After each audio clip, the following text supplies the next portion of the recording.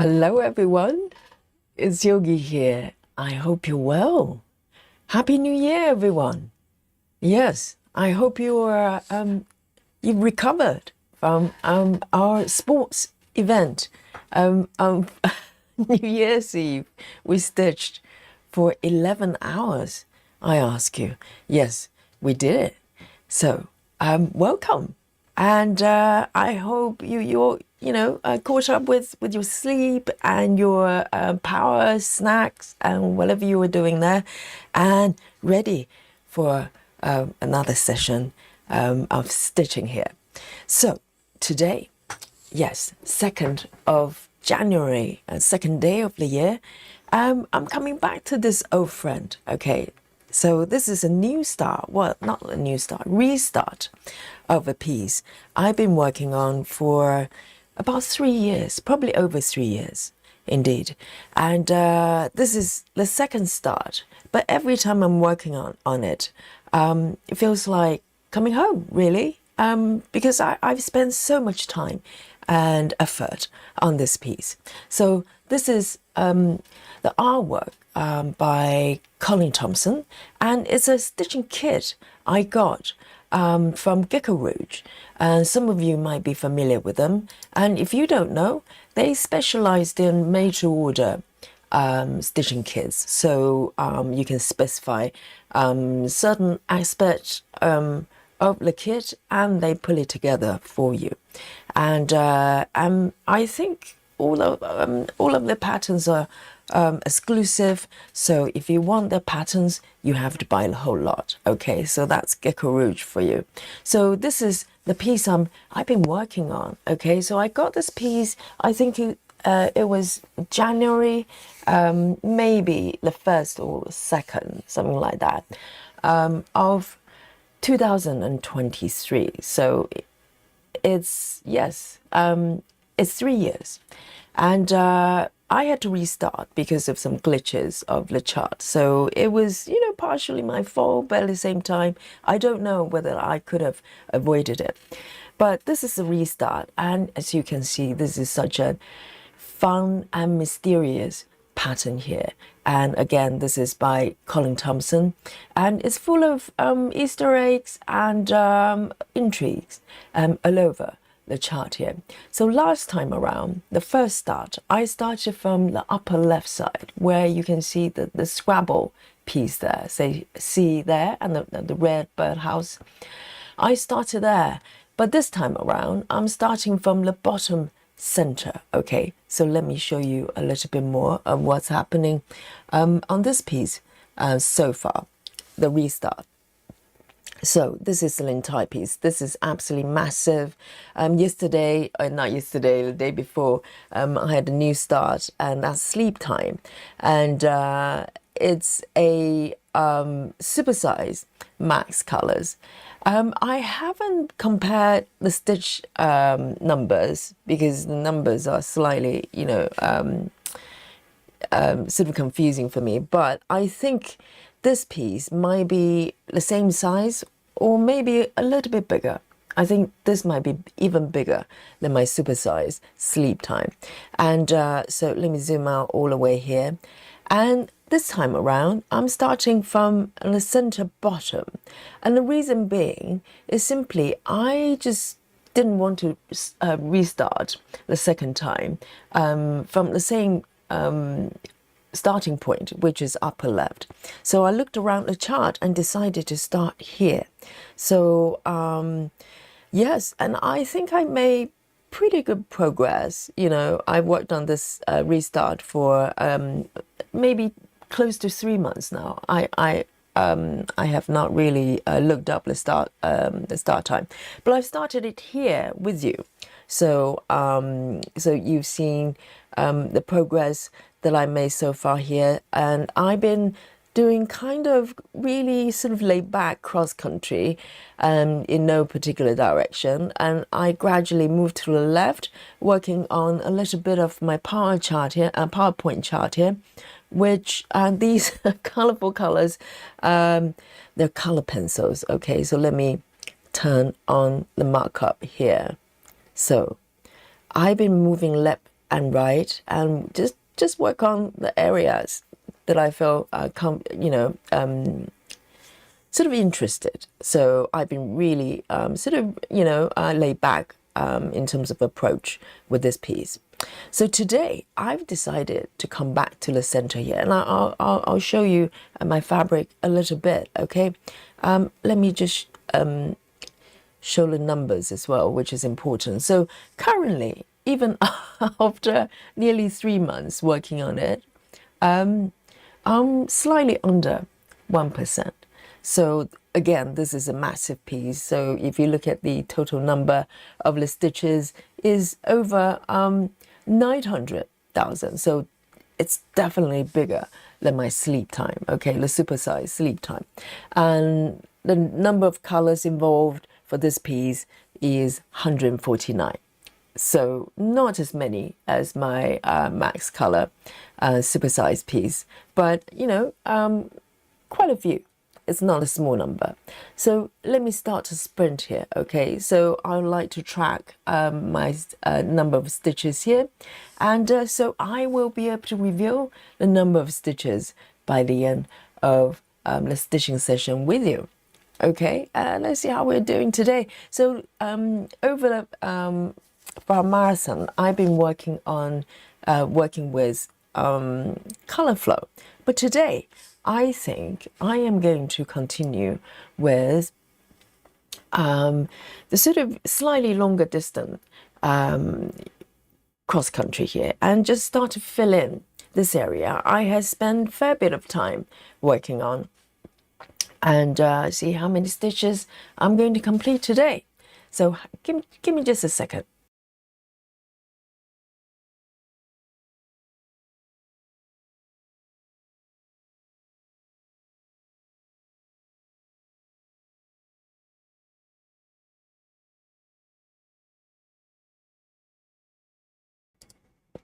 All right, then, I'm back. Okay, just had to take a sip of water there. Yes, I've been teaching today, so again, you can always tell my voice is going a little bit iffy here. It's going to be warmed up in a bit as I speak, so don't worry. It'll be just fine, just fine. So probably just, because over Christmas and New Year, I wasn't teaching as many classes. So maybe this is a slight shock to the body. And so, hello everyone. And let's see who I've got here in the chat with me today. And we have Raja. Raja says, hello, Yogi and everyone. Happy Friday stitching. Welcome. Oh, Sarah. Sarah today is providing us a quote. Sarah says, we should not trust the masses who say only the free can be educated, but rather the lovers of wisdom who say only the educated are free. Well, absolutely true. Yes, knowledge is power. But then again, education doesn't only come from schools, right? We learn every day. So Janine as well. Janine says, hello, I've never seen this one before. Oh, really? Janine, you've been with us for a little bit. But this one, I don't think I've been working on it. It's been about 2 weeks. 2 weeks. So welcome, Janine. And also we have Clara, we have Joyce, and Susan is here as well. And BLT Betty is also here. And Suzanne, our lovely Suzanne, is also here. And Chloe, hello. And Travis as well, Gentleman Stitcher. And Kelly as well. Lida, welcome back. And Lizzie, good to see you. And Heather House and Rachel. And who have we got here? Dolby Johnson as well. Good to see you. And Samantha is also here in the chat. And Six as well. And Holly, let's have a look. Holly Lilies, welcome. Welcome. If you're new to us, very welcome to you. And Mandy is also here. And Diana Smith, hello. And Rachel Morton is here as well. And Rose, hello Rose. Are you at work today? Rose is normally in a work club. And Nikki, hello. Nikki, have you been sneakily streaming yesterday? I haven't watched it.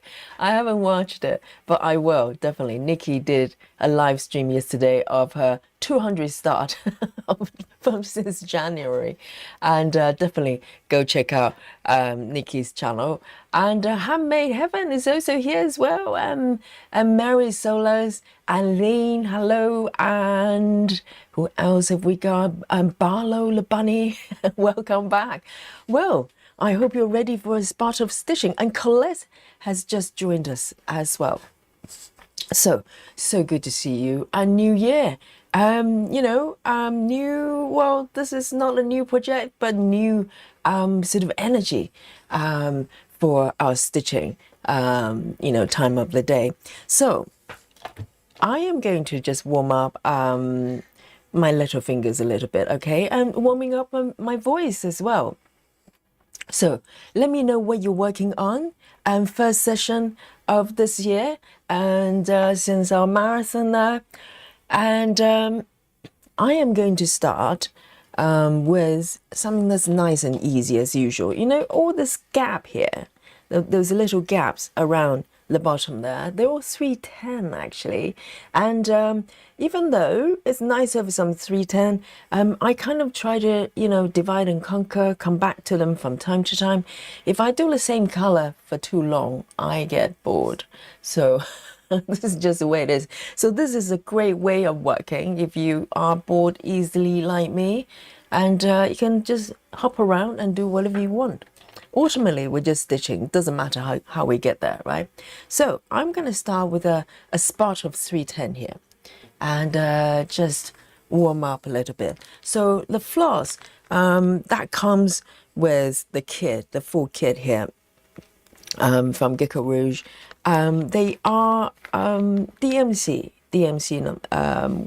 threads, but they're not numbered as with DMC colors, numbers. So this is pretty much with each kit. I don't think there is a uniform way of identify what colors they are. They just number from 1 to whatever number of colors within the kit. In my case, I've got 149, so that's basically order from 1 to the max number. Okay, so we're not going to have a spooky bingo today because we have no idea, or I have no idea what colors they are, other than 310. 310 I can probably identify. So I am going to just pick, maybe do a bit of this area. How's that? So I'm pretty sure this symbol is 310, which is 16 on my floss organizer here. So that's definitely a 310 there. I know some of you can just spot a DMC color and go, hey, that's 3A72 or whatever. I can't. So the only color I can safely identify is probably 310. Let me zoom in a little bit more. So I'm going to start from here. Just fill in a little bit. Pretty much this entire area is covered with the same color. So the way GeckoRouge is charted, at least for this one, it's quite drastic in a sense. So when there's this dark area, or maybe area that occupied by certain color, it's not shine about, basically just give you a big block or area, whole patch. That's one single color. Whereas heaven and earth, they tend to blend colors. So sometimes when it looks like it's pitch black area, it's blended with at least 2-3 different colors. So it's a different style of charting, I think.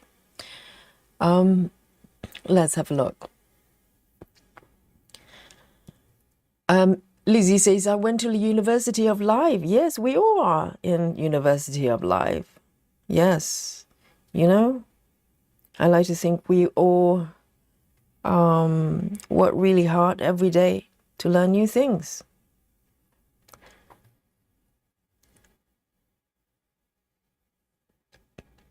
Oh, so Janine has seen this one. And let's have a look. Lizzie says, no long dog samplers for Yogi. Not yet. Yeah, single color samplers. I know there are multiple color ones. Maybe at some point, because I know quite a lot of you are a great fan of long dog. So I'm going to start here and for a spot of 310 stitching.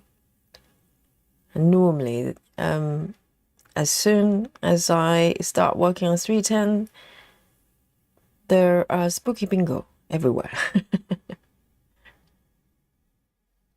Suzanne says, I'm going to work on bluebells tonight. I believe this is one of the hay saw pieces. Oh, Betty, indeed, spooky bingo 310. Yes.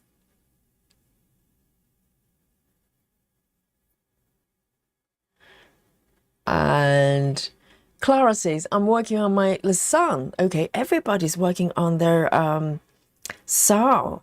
Hey, saw. Well, you know, this is second day of January. Let's see how long it lasts. You've got a whole year to work on it. And I bet some of you are going to probably trying to, you know, do your homework by December, just like Suzanne. No, I think Suzanne was working on that for a little bit more, right? At the end of the year.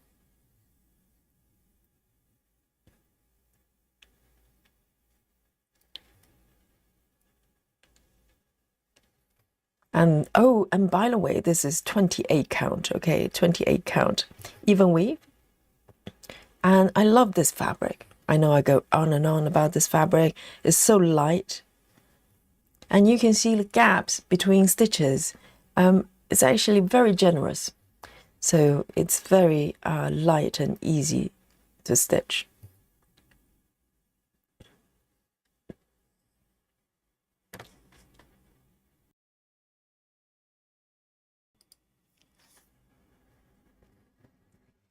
Janine is working on Marvelous Circus, trying to get a cute balloon animal done. It's so colorful, isn't it? Such a fun piece.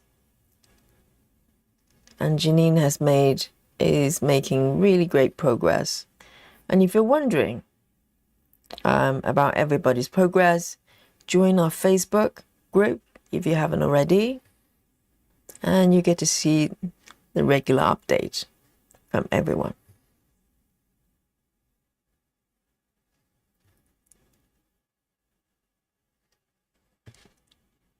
It's really interesting here because this area, when I was working on here, is so confetti. It's so seriously confetti. And this bit is basically just single color.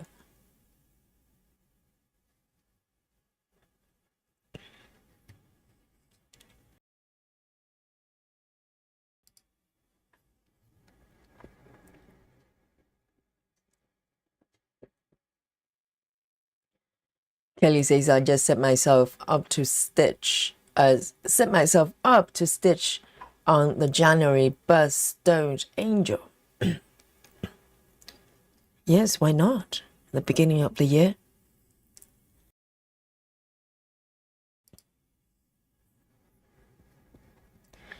Susan says, I spent 3 hours on traveling library, now working on an angel drinking sherry and lemonade. It's not the title. The an angel drinking sherry and lemonade is not the title, is it? It's you working on an angel, and then Susan is drinking sherry and lemonade. How sophisticated. And Susan, if I remember correctly, you set the goal of working on traveling library every day for 2026. Is that correct? And Sarah says, I'm working on Monarch today. Beautiful piece. Barlow Bunny says, I've been working on my Hey Sao. I hit the 5% mark. Really? It's only second day of the year. And which piece are you working on? 5%. You're going to finish it by, I don't know, next week. Incredible.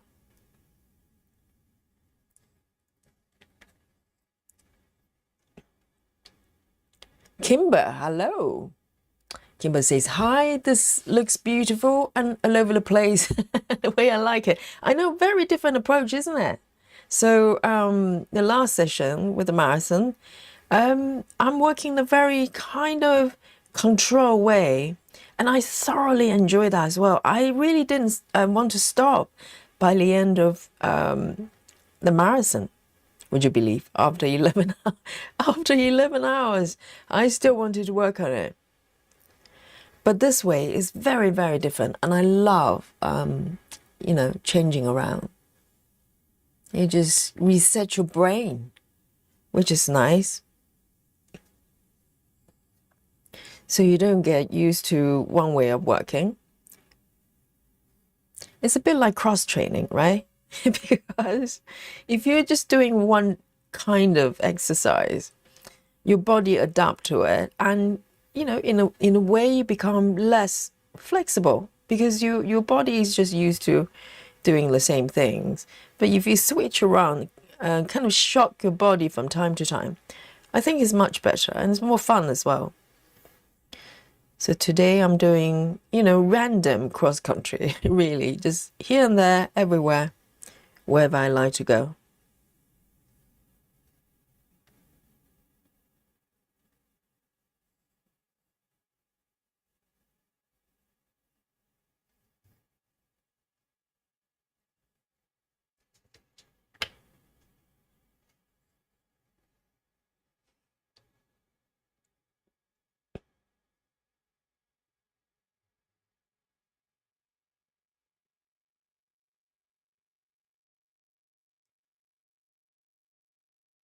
Suzanne says, I think I have scheduled for my stitching. If I do 600 stitches 3 days a week, I should make it. 600? 3 days a week? That sounds quite a lot. Is that for the side piece? Do you need that many stitches for that many days of the week? Because the side pieces, I think they're about 9 pages, aren't they?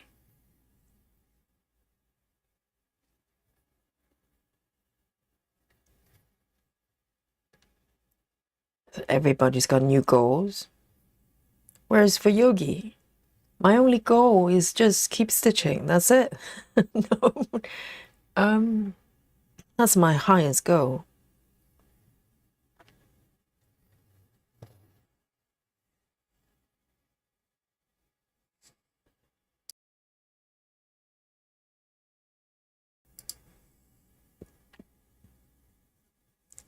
Nikki's working on the stitching shelf.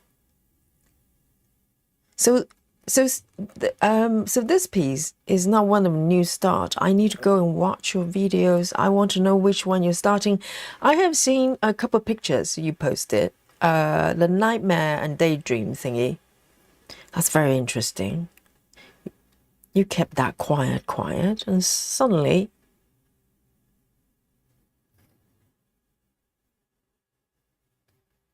And of course, Nikki also have started the companion pieces for a traveling library.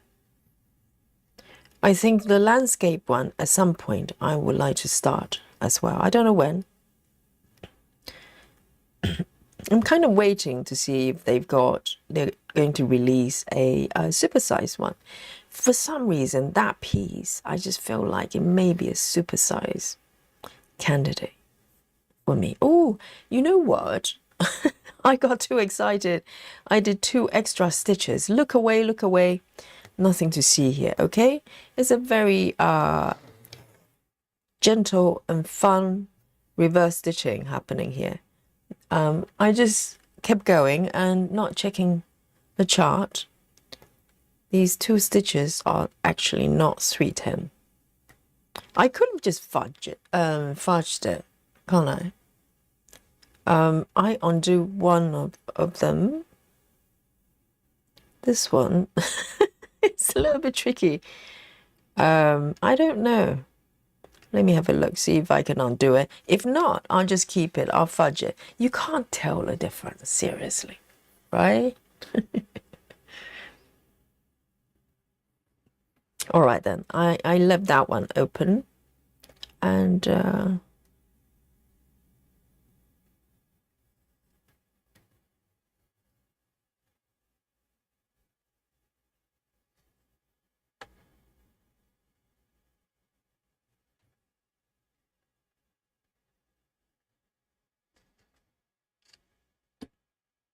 Kimber says I only slept 2 hours that morning.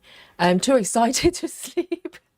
I hope you had a little bit more sleep after that. You've done very well. It didn't feel like 11 hours actually. I was kind of surprised because the longest we have done up to this point was 10 hours, and I decided to do 1 extra hour after that. So we did, how many countdown did we do? We do midnight UK, and we do Eastern time and Central time, I think, and there's one more, Edmonton, whatever time that is. I think we did 5 countdowns.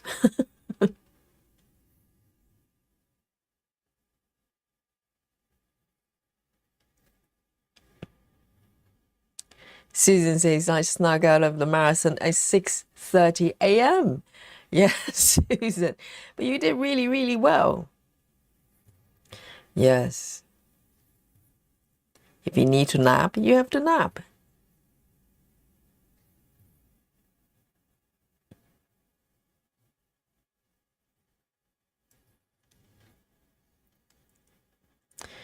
Barlow says it's the Venus chart. Oh, the 5%, yes. I have to get ahead in January as I won't be able to stitch in February as I have my mom and sister staying with me. I live overseas. I see. So you're doing a little bit of a homework ahead of time. But it's okay. You know, quite a lot of you probably will be, just come in December, well, September or November, you know, and do the rest of it.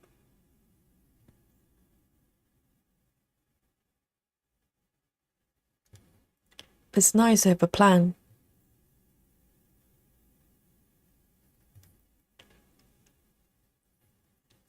This is very relaxing.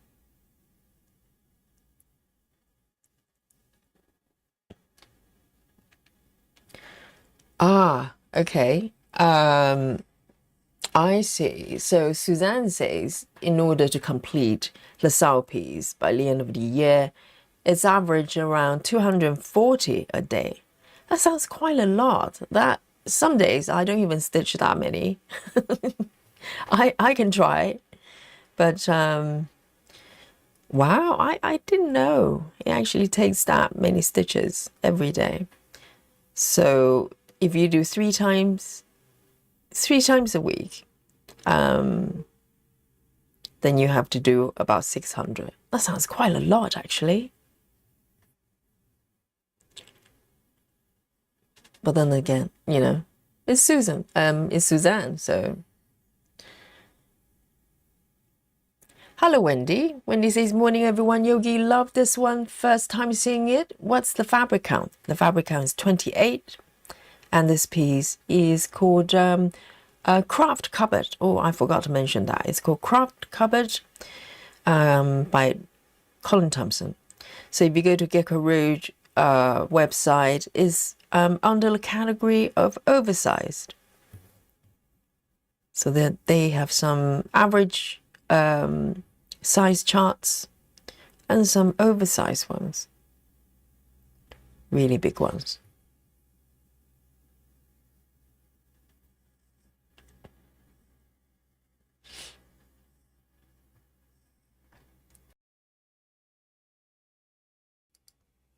Let me take a sip of my coffee. I'm having a freshly brewed coffee. It's still quite hot. Let me take a sip.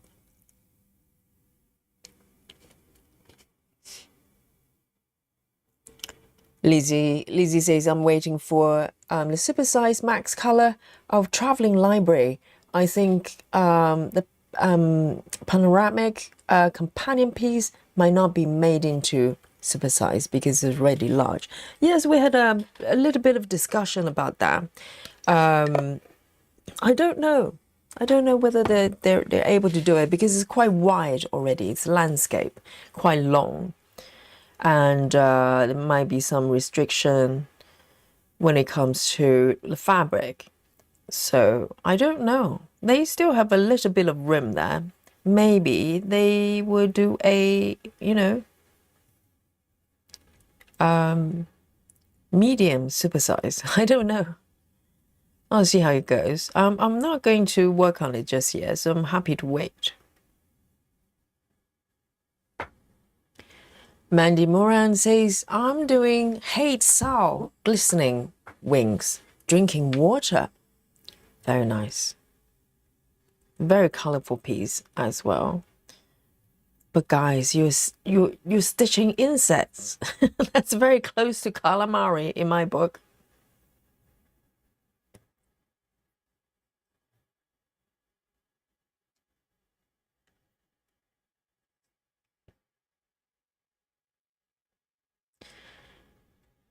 Wendy says, what are the companion ones for Traveling Library? Yeah, there are two pieces. I can show them to you actually. I've got because I've got both charts. So why don't we have a look? So just in case for some of you that have not seen it. So Traveling Library, you probably have seen me working on, and also quite a lot of, you actually posting the webs there. So this is Traveling Library, okay? So Traveling Library, I can show you. Traveling Library is this one. You probably have seen it, right? It's quite a popular piece so far. And it's quite long as well. It's vertical. So the portrait, very long.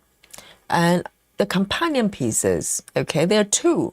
So one is a very close-up view of the author's desk. So this is it. It's very pretty as well. And this one is max colors, just bear in mind. There's a regular color, regular size as well. Let me see if I can do this here. Okay, so this is a kind of the artist view or author's view of the desk with illustrations and all the tools and accessories. Is really interesting view there, and I know quite a few of you are probably working on this one as well, and I think Nikki probably has made a start on this one as well. So this is one of them. It goes with a caravan theme. You can see that there's a caravan there, right there. The one, oh, hang on. So this view is actually a kind of a sketched version of the next piece I'm going to show you, which is the second piece of the companion piece for Traveling Library. There you go. Can you see that caravan there? And that's what you saw on the sketchbook there. So it's very long, very wide. So that's why it might be challenging, might not be possible to make it into a supersized version, because this is already very wide. So it's quite pretty actually. It's very pretty, and I don't know, maybe regular size is good. And again, this is max color as well. So yes, it's a lot going on there. So here's a little fox here and the picnic spot. And also this one we get to see, I think that's a horse, isn't it? So, and a castle in the background. So yeah, a lot going on. And for me, in my mind, this piece is so epic. And I just feel like maybe it deserves to be even larger. I don't know. It's just me, but it might not be possible. So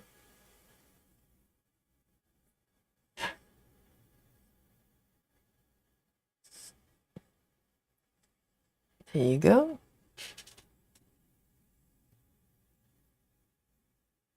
So I'm gonna keep stitching 310 until maybe when I run out of this piece of thread here.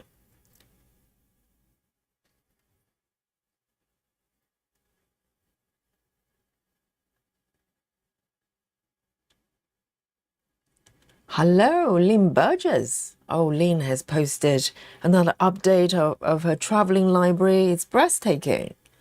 I don't know how you do it. You're so fast, Lynn.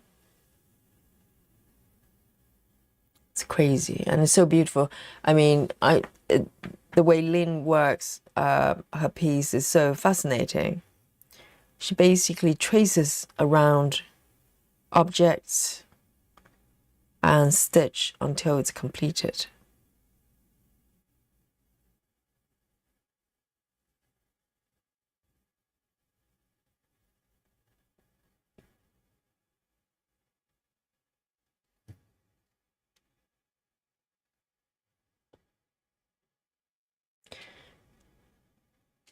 And Happy New Year to you, Lynn.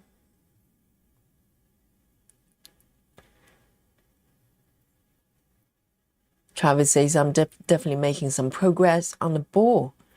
Pokemon. Yes. I mean, Travis has been very experimental with his methods. And it's good fun, isn't it? It's just different ways of making stitches.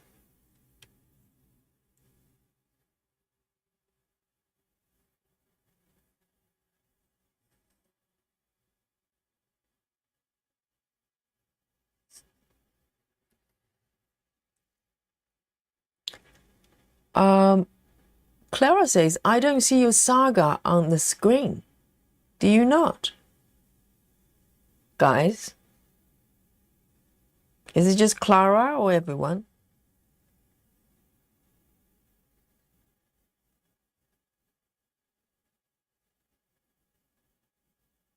Love Drunk, hello. Love Drunk says, good evening, Yogi and chat. I just came home from restaurant celebrating my birthday. Oh, Love Drunk, is it your birthday? Happy birthday. There you go. We have a birthday girl. Yes. Happy birthday to you. To Love Drunk.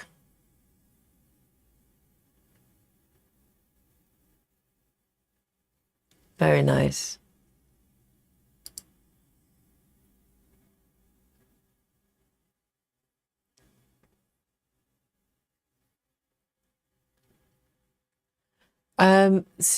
Suzanne says, Yogi, did you see the seafood patterns I posted earlier? No, lucky escape for me. Suzanne, why? Maybe you should offer them to Nikki. What do you mean seafood patterns? Okay, now I'm a little bit scared. Nikki, we have new patterns for you. Lizzie says, Yogi, does that make doesn't make an alien because I'm also doing glistening wings? Why is I don't know if you're alien, but yes, essentially that piece it's basically you're stitching insect bugs. Beautiful though, beautiful colors.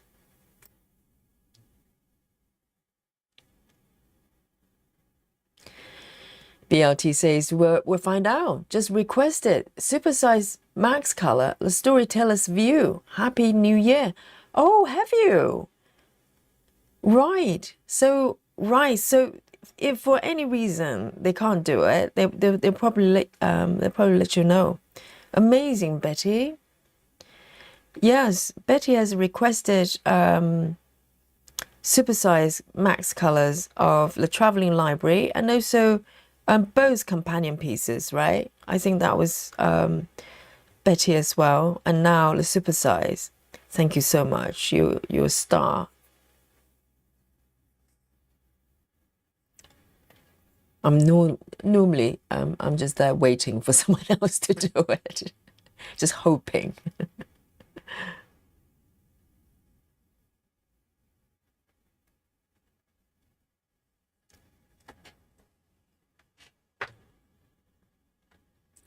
Marsha, hello. Marsha says, hi all, hi Yogi. Little stay today as son and family arrive from Dubai. Amazing. Yes, family comes first. You can always catch up with replay, but it's so nice for you to say hello.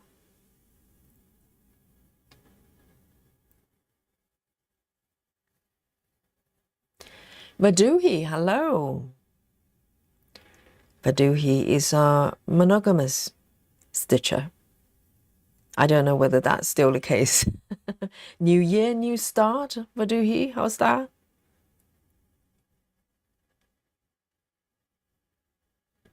Oh, good. You can all see it. Fantastic.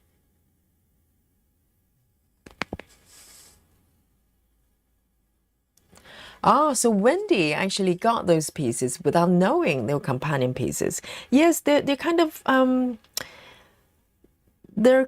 interlinking together in terms of, you know, if you think about the story of the caravan, you have the interior view of the caravan with the traveling library, and then you have the outer world from the caravan view, and of the it's a traveler's view, the long, you know, the really wide piece, the landscape piece, and then you have the a writer's view, which is may or may not be inside, may or may not be in the same world as the caravan.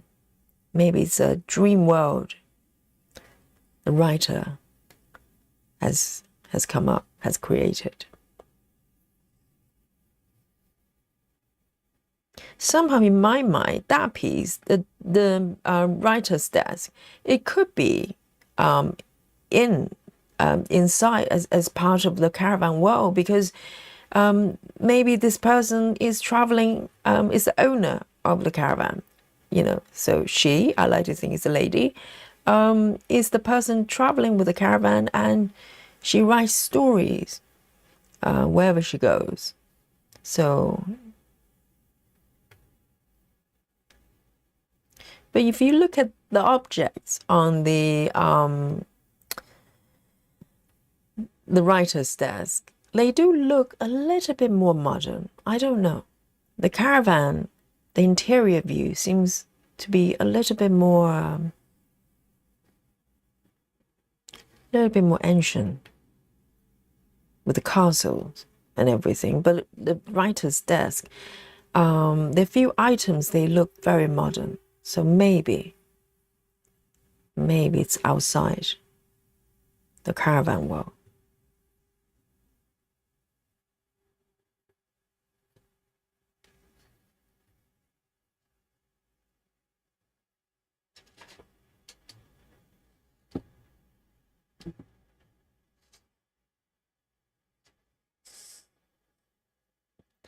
Hello, Grace. Grace Houston is here in the chat. So good to see you.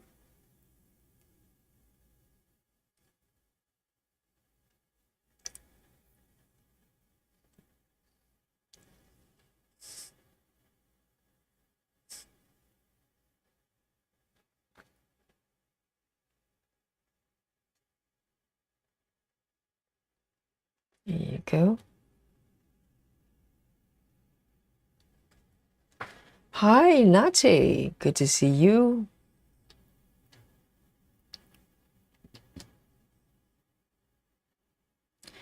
Kelly says, I'm stitching the January Angel's hair from the lightest color to darkest color.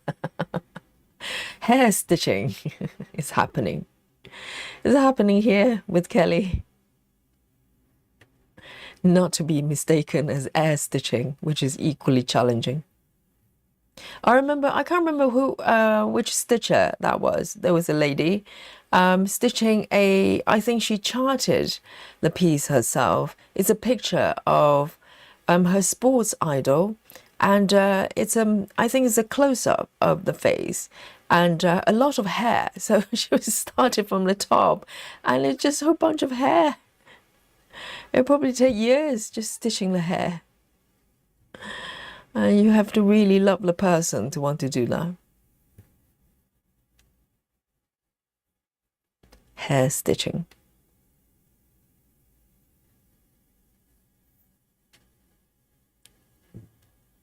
Lynn says, thank you, Yogi. I'm only stitching on the traveling library.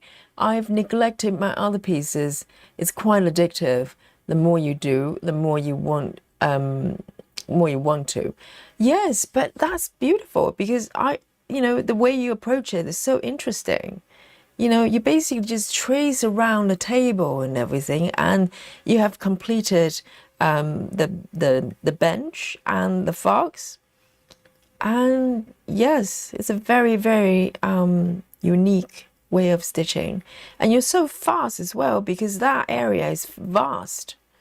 I don't know what percentage you are right now, but I bet it's kind of at least 10%, right? For that piece. Badu, he says, I'm still working on one project, Yogi, but thinking of starting another one. Oh my goodness, Vaduhi, really? Yes, Vaduhi has been working on a single project as long as I know Vaduhi. So, wow, you're thinking about it. And which piece are you thinking about? What will it take for you to start a new one? How about Traveling Library, hey? It's a beautiful piece. Hey, Turtle Stitcher Heather. Heather says, that's the way I like to think of the piece, Yogi. The owner of the caravan is writing story for the library or recording her experiences on the road. Yes, it could be, totally could be the case.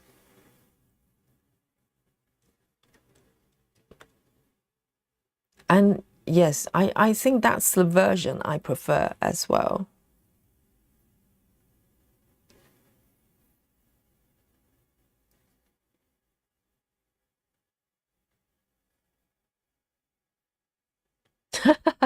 Grace Austin says, once you start thinking about another start is game over. It happens to me.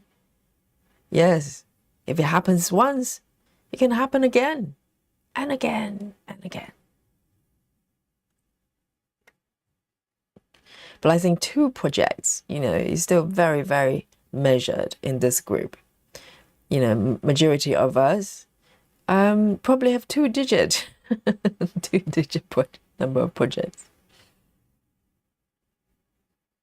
All right then, I am going to end my thread here. There's a nice spot of 310 stitching. It's so relaxing. It's a meditation. Very nice.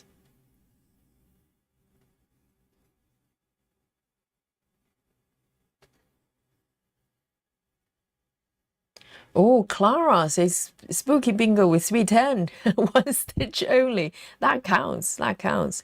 And I'm about to end my 310. So this is the only color that I can identify.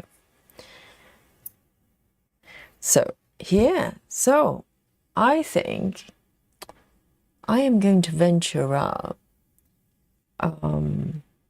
probably fill in some areas here. And this part is actually part of the kitty. So I've been sort of in and out of the kitty zone for a little bit. If I show you my markup here so you know where I am. So this orange area is actually, is actually the kitty. If I zoom out a little bit, it looks like this. All right. So I'm at the belly of the kitty right now. And below that, of course, is that now infamous green crab, okay? Whatever you see with your eyes, that's it. Whether it's a cottage, a crab, a frog, it's your choice. And for me, it still look quite evil to me. The big two really big eyes. So this is where I am, all right? And so I might come over and do a little bit here. I mean, I have to face up to reality at some point. I cannot escape forever. I have to stitch this green crab at some point. And I'm gonna just, you know, go wherever I want today. No particular, no big plan, no grand plans here. So I'm gonna just fill in a little bit over here. It's actually filled with the same color, which is quite nice. 61. 61.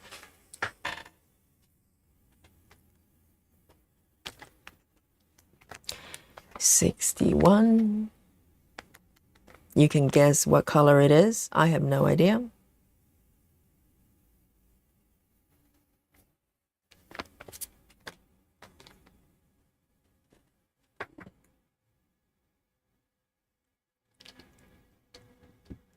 Barbara, hello. Barbara says, hello, everyone. I just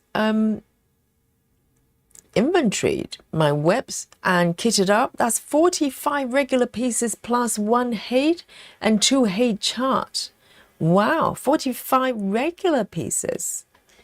Like non-height projects, I presume. And 1 height plus 1 height and 2 height charts. Hey? So that's 3 from height. Well, there you go. Hey, Nikki has been a member for 2 months. Thank you, Nikki. Seafood stitching. Yes, Suzanne. Show Nikki those. Make sure Nikki's got those charts. Okay, seafood chart. I haven't seen them. I'm too scared. Seafood stitching. Yes, indeed. You've got 6 new starts. Might as well, you know, add a couple of seafood charts.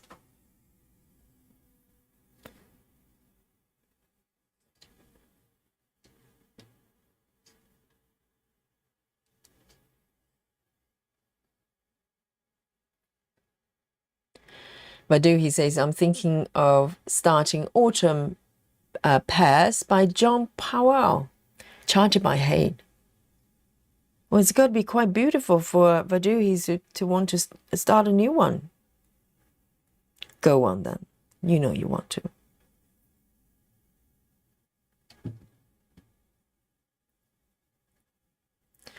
Chloe says, I bought my first supersize pattern in the sale. I've now have got 5 patterns to start and 4 already started. I only had 1 whip a few months ago. Well done, Chloe. Yes, this is how we roll here. You know, if you like a pattern, just start it. Why wait? You know?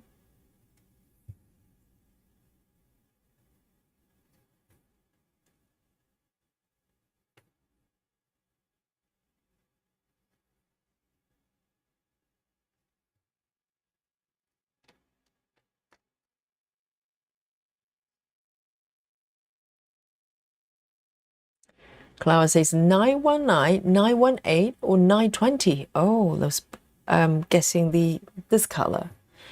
Yes, there's some subtle shades with DMC there. Sometimes it's not always easy to identify.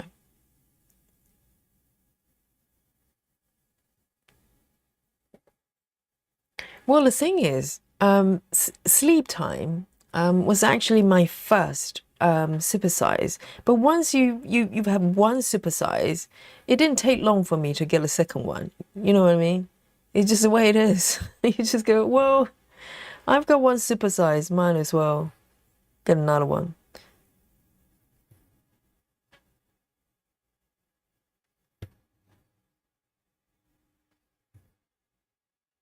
Oh, this is so nice to stitch. With 28 counts, I just do not want to park at all. It's just so, it's you know, the body just doesn't want to want to park. It's weird. Maybe it's just the size of the stitches. Maybe up to a certain size. Parking is just, It just doesn't flow for me. But then as soon as I say that, next thing I want to do is to park on 28 counts.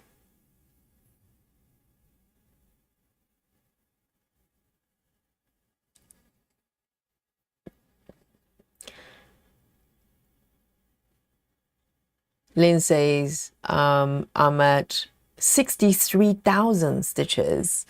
It's 15%. Oh my God, that's more than I thought. 15%. Wow.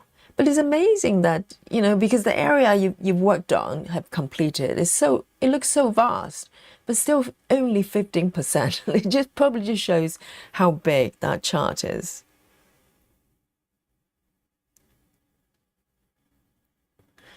And Lynn says, I'm going on holiday in a week.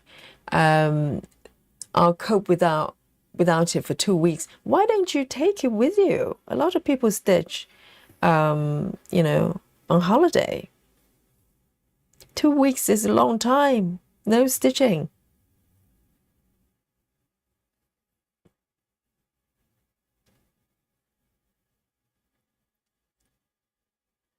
Oh, Nikki says you are with your crab. The evil crab is not edible, so it's not seafood, really. You know, technically, would you like to eat my evil crab? Does it look delicious? I don't think it looks yummy at all.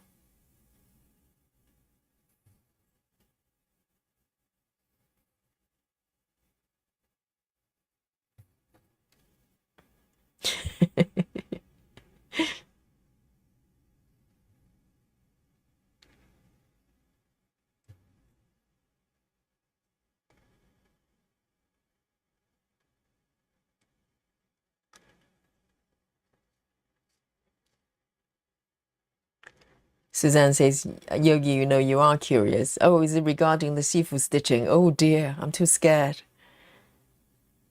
Because last time I saw those pieces with kind of squid people, you know, like squid lady in dresses, that kind of stuff. Not just the one, you know, I can't remember. Maybe it was Suzanne that posted it. Or maybe it was Nikki. Just, it's like a genre. The squid ladies is a genre. There are quite a few charts. They just look weird like that. Ladies with tentacles. Oh, I don't know what's going on.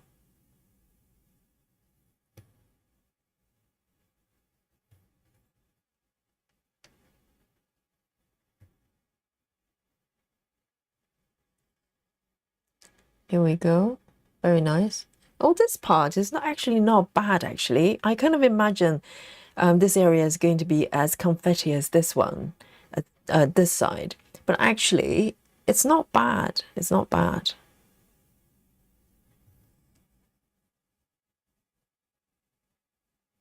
All right, let me end this one.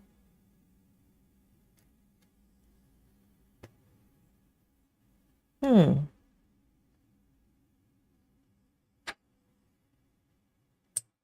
$61. Going back.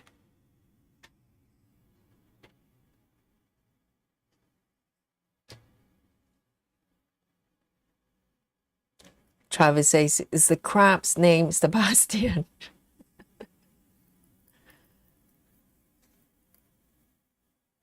Yes, maybe the evil crab need to be given a name. Here we go. 75.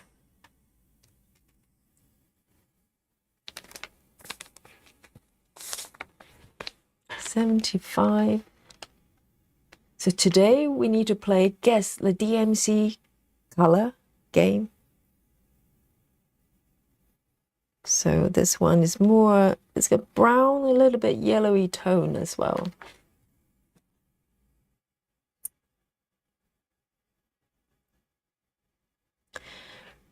River, hello River. River says, Yogi, what's your second supersize? You know what? You know the new start I had, which one is that? Vintage Toys. 2. Okay, so that's a regular chart. And there's another one. It's called Wonderama, right, Nikki? Nikki found that one for me. It's from Hade as well. Wonderama. Let me show you.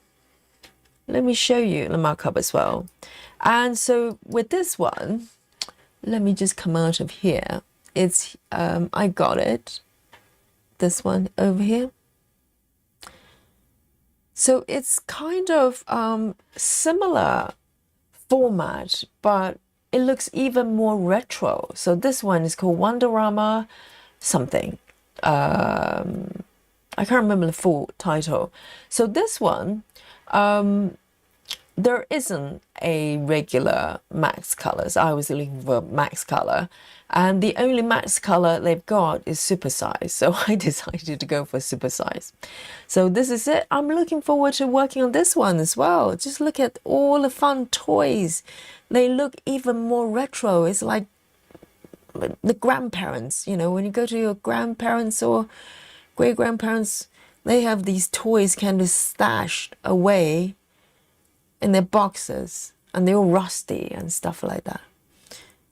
So that reminds me of that. So I don't know when I'm going to be working on this one, but at some point I'm looking forward to it. So this one is supersized as well.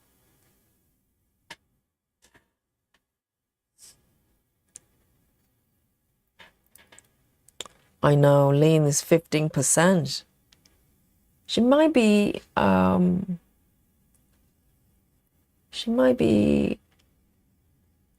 ahead of everybody, I think, so far.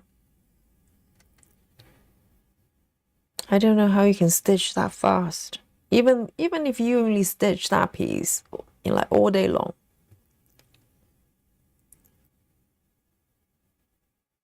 That is still super fast.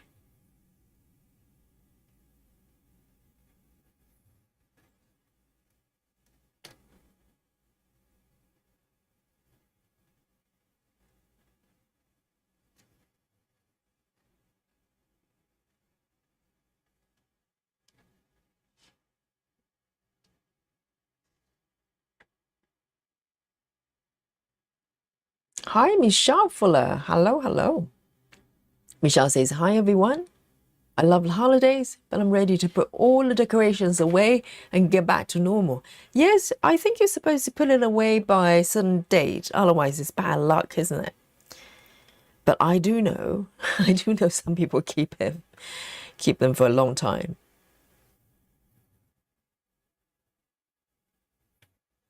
You know, I think this is the time of the year that you see a lot of dead trees lying on the pavement, ready to be collected. It's a little bit sad.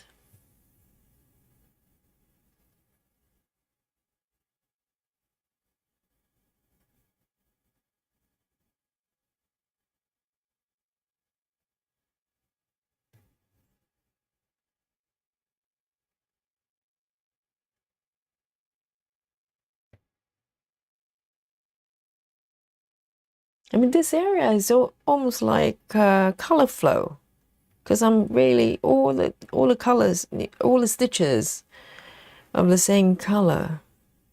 They kind of just they're all together.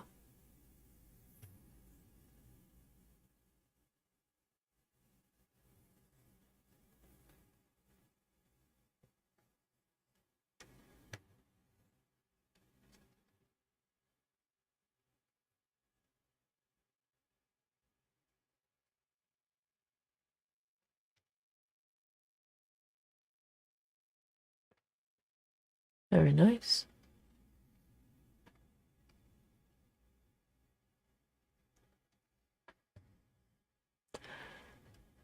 Ah, okay, Nikki, thank you. Toy Wonderama. So that's the name of that piece I just showed you.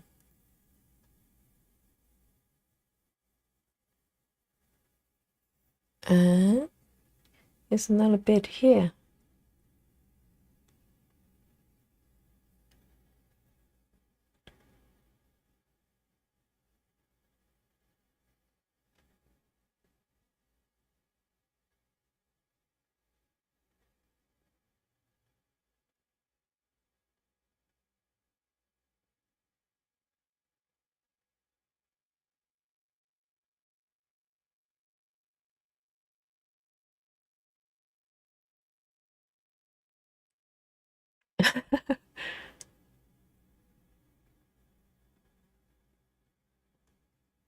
Yeah, I think the decorations are still okay for now.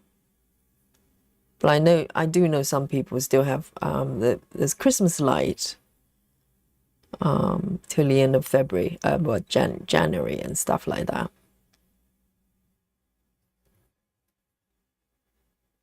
We didn't put up the tree today, this year. Just didn't didn't get to do it. We normally have kind of a small plastic tree, like reusable ones. But this year we just didn't get to decorate it. But we went to my partner's parents, and they have a nice tree.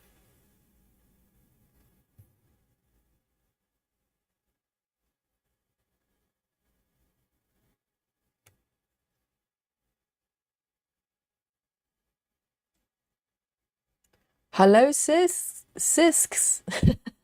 It's always difficult to say. Sisk stitches. Ellen, right? Ellen. Hi, everyone. I have a kit from GeckoRouge with 28 count. I would like to swap it to a 25 count, but I'm afraid that I will run out of floss. Is there a way I could find the DMC numbers?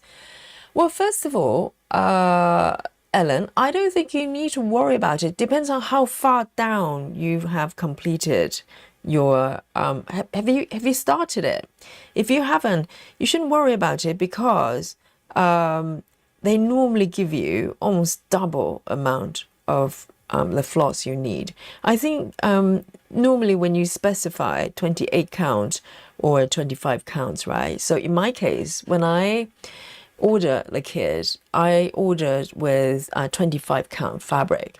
So and I did that for I didn't go super far. I think it was around, I can't remember how many percent, but a fair bit. And I'm restarting, but I'm not worried about the floss at all, because they give you enough to do a 2-strand 1/1 with 25 counts. And if you got it for 28 counts, I think you should be fine, unless you're going to do a double strand.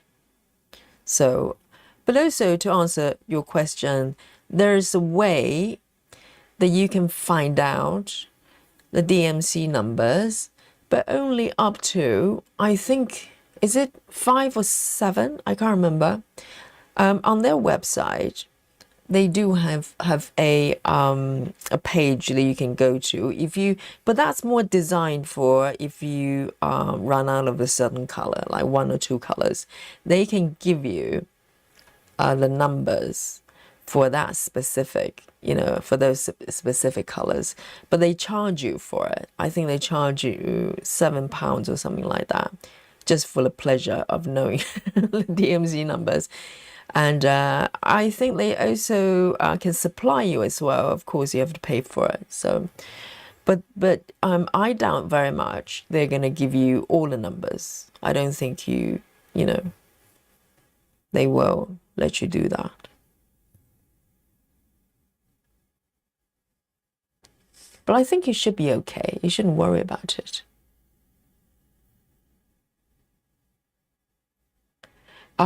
Ellen says, I can't check them with a floss card as I have color blindness. Right.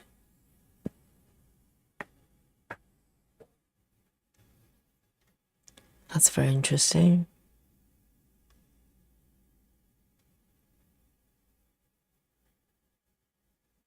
One, two, okay.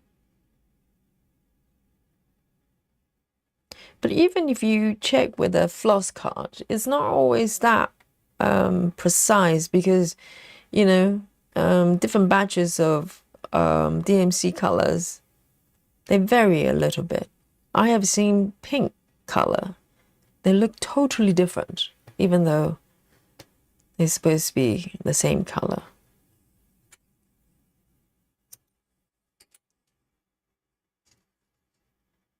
$75.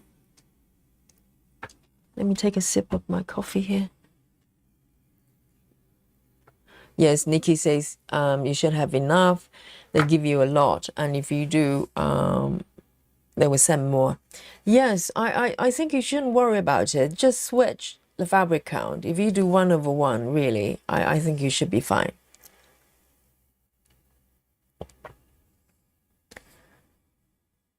Suzanne says, Yogi, I got one of the thinner nudge wooden hoops, and it seems to be holding tension greater so far. I think generally they're, I mean, this one I'm using is also, right now, is also nudge. It's a really large one. This one's huge. I think it's 12 inches or something like that. And yes, their hoops definitely hold the tension a lot better. No doubt. Hello, we've got a new member here. And let me try to pronounce the handle. Guy Lane. Hello, welcome to Yogi Squad. I hope you like it here. Thank you so much.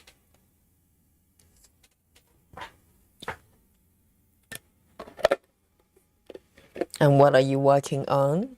Guy Lane. I probably butcher the name as well.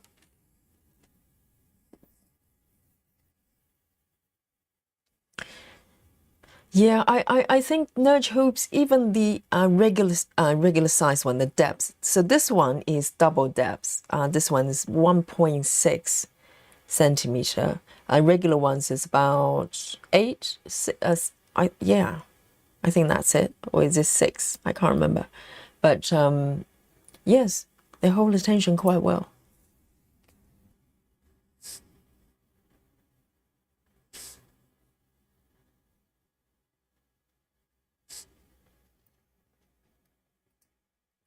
Susan says, I love Christmas tree lights. I'm going to miss it when it comes down on the 6th. Oh, is that the date that's supposed to come down? But yeah, I can tell Susan is, really, really big on Christmas, because Susan's got sort of, homemade Christmas cards that's stitched with cross stitches. That is so sweet. All those lucky people that got a card. Yogi doesn't, hasn't got one from Susan. Oh, dear. Susan, Yogi's not on Susan's Christmas list, Christmas card list. I need to work harder. 67.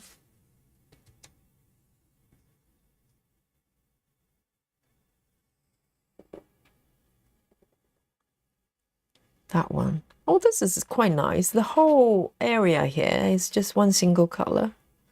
No confetti. Oh, how refreshing. Totally different from this area. Oh, this area was quite challenging.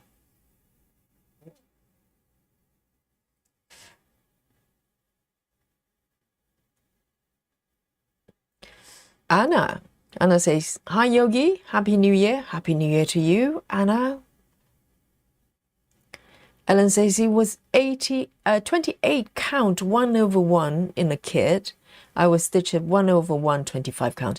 If you haven't even started, I think it's perfectly okay. You're very unlikely that you will run out of the floss. I've got tons and tons and tons in a kit.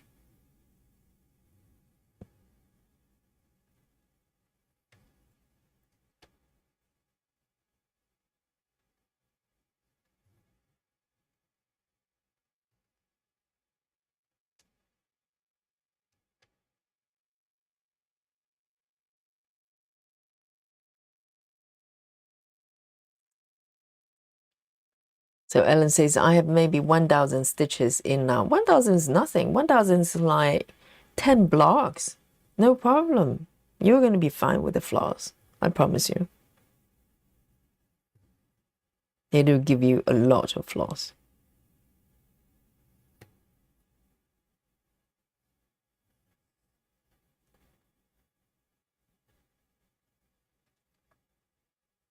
Oh, so Guy Lane is from Quebec. Welcome.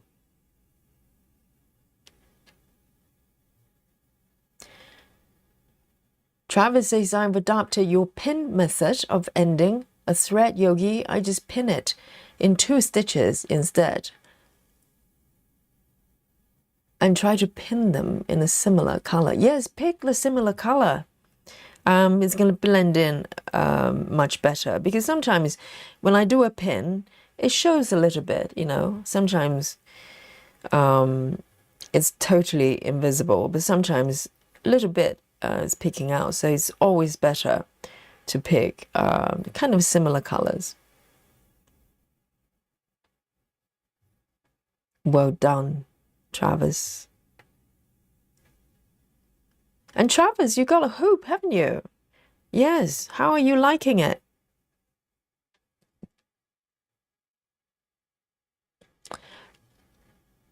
$8mm. Yes, the standard ones.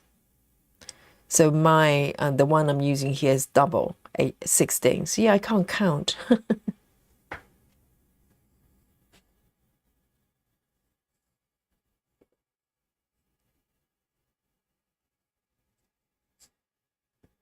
Yes, the tension is great on this one. It's just beautiful. The stitching experience is totally different when you have your tension just perfect.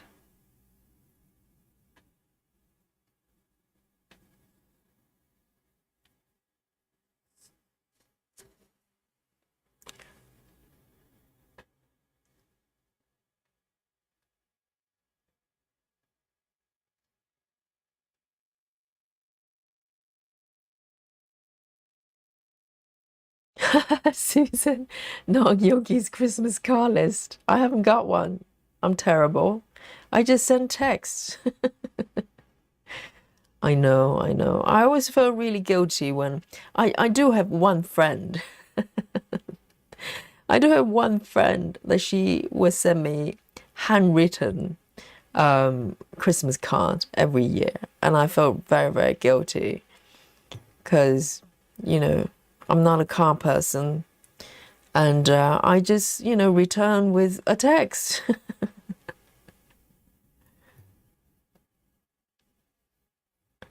But I think majority of people who, you know, people just send a, you know, a text instead of cards nowadays.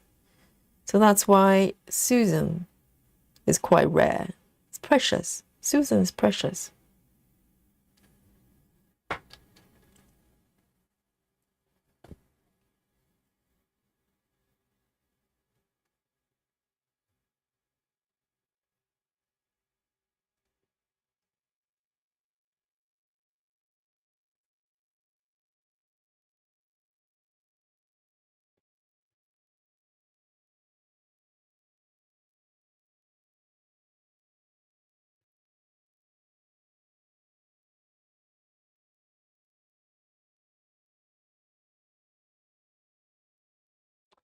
Anna says,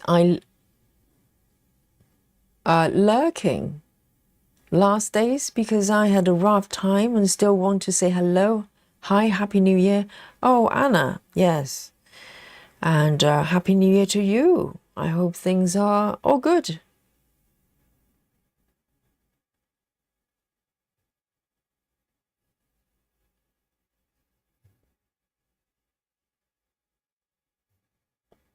Travis says, I love the hoop. Tia also loves it because I have the extra canvas folded up.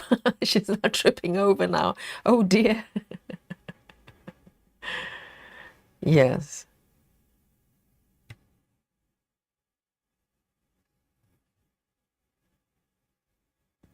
It's a very large piece, isn't it? And also, it's not soft fabric, because soft fabric, you could probably fold it up a lot easier. And Travis is working on stamp kit. So the canvas for stamp kits, I think they're quite hard, aren't they? Quite bulky.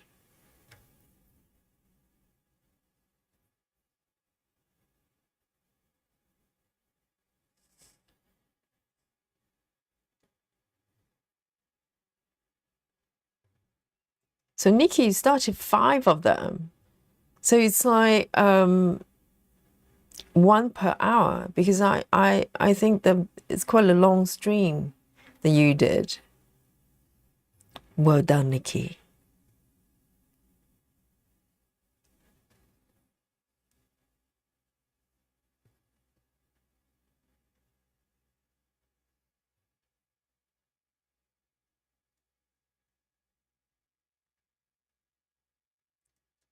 I know Nikki's going to be very, very busy. She started 5 new ones, but she's already got some epic projects going on already, right? You've got 6 portals, and you've got the one you're working on, the bookshelves.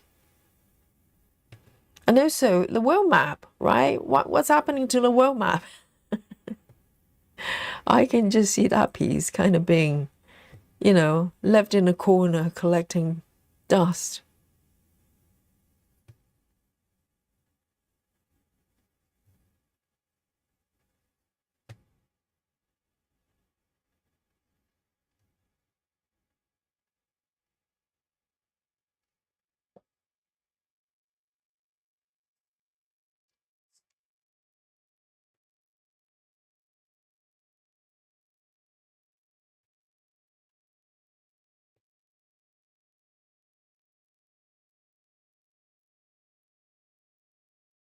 I'm really in love with sleep time, and also the vintage toy as well. And I love the way it's just so strange, those 2 pieces, they just work so well with color flow. I don't know. With some other pieces, for instance, little cake shop, for instance, somehow I just don't want to work on that piece that way. Because every single piece is telling me what to do.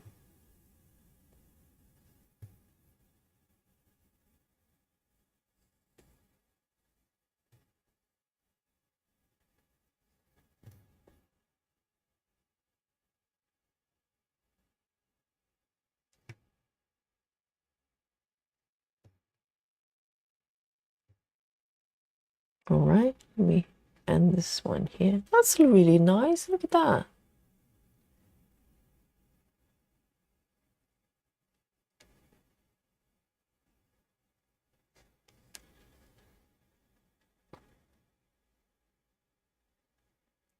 Anna says, my mom called me on Christmas Day with Anna. Grandfather lays in hospital, and 30th he passed away. Oh, I'm so sorry, Anna. Oh, wow. That's got to be really tough. I'm sending my love to you, Anna, and from the chat as well, from everyone. Yes. It can be very tough when we lose loved ones.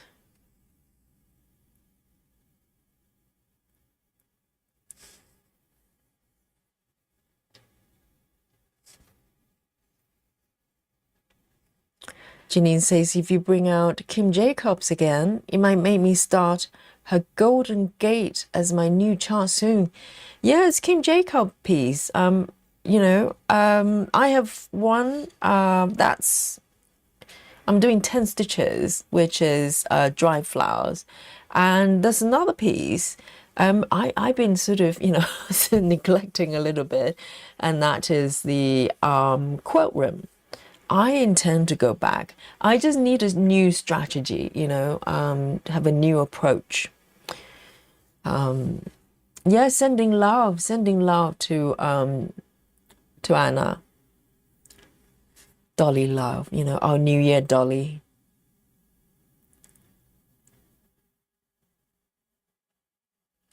Hey, Maddie, good to see you.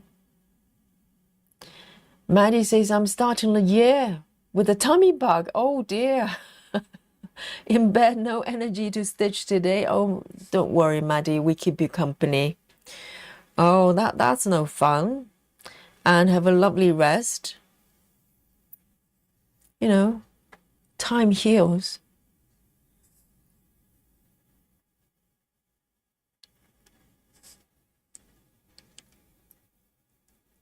Nikki says, Yogi, looks like you've been chart shopping. I spy a Kim piece in your Saga app.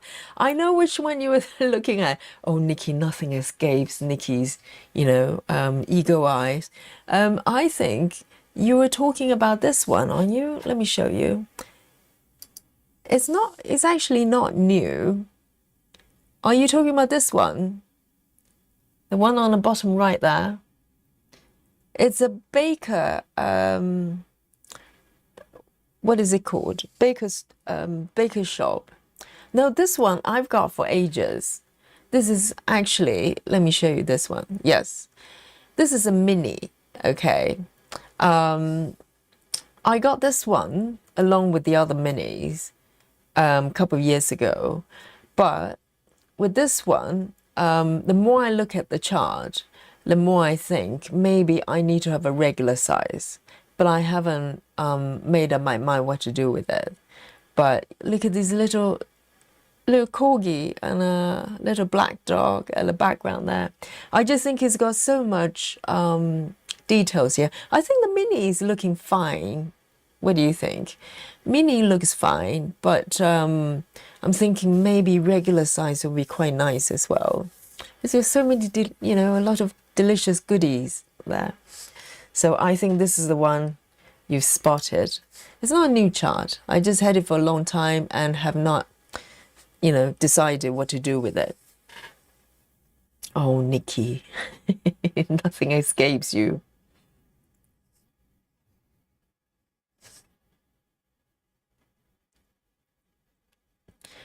Nikki says the world map is happening. It's also in the corner. Yes, I can just see that piece collecting dust.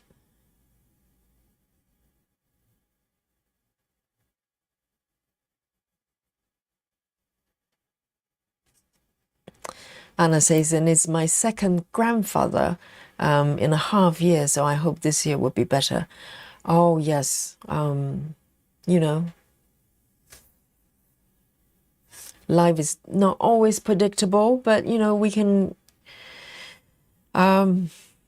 yes,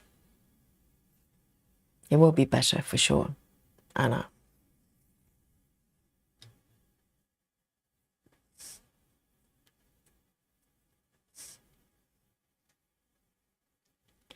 Alan says, what's the version you have from the writer's desk? Yes, both, all three pieces. The traveling library, the desk, writer's desk, and the other one. They're all regular size and max colors. Janine says, keep your head up, Anna, and keep stitching. It's very therapeutic. I know. I'm finding so much peace and solace with stitching. There's something about it, just keeps calms me down. So even when life is a little bit challenging, I come to my webs and start stitching.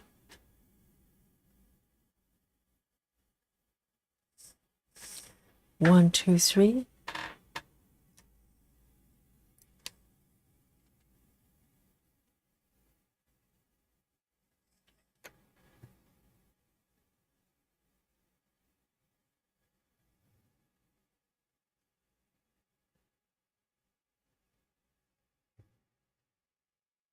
I think stitching is like meditation. It gives, I think, when you're focusing on something that you enjoy doing and it's very, very calming and peaceful, it gives you clarity, with things.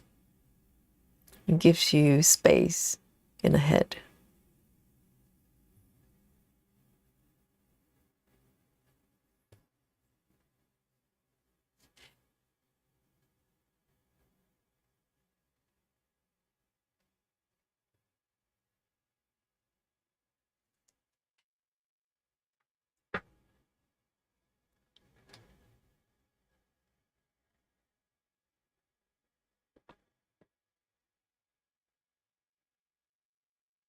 Yes, Anna, you can just, hang out and chat. You don't have to stitch.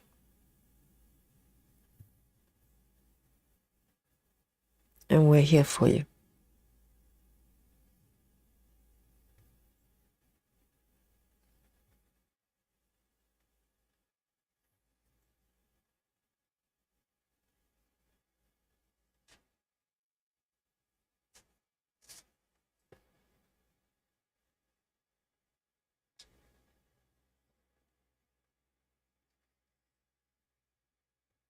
So Nikki's the Nudge spring hoop, the one's got metal thingy.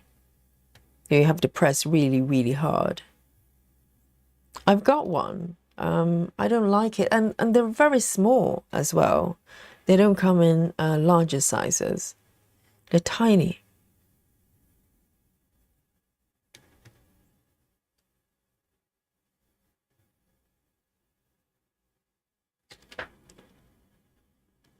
Oh, I forgot to bring on this view.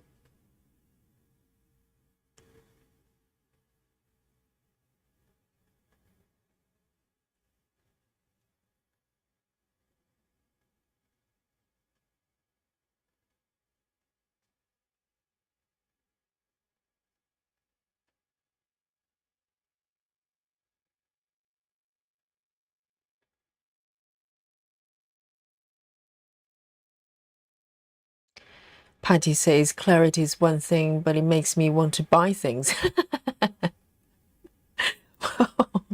Yes, it probably does different things to different people.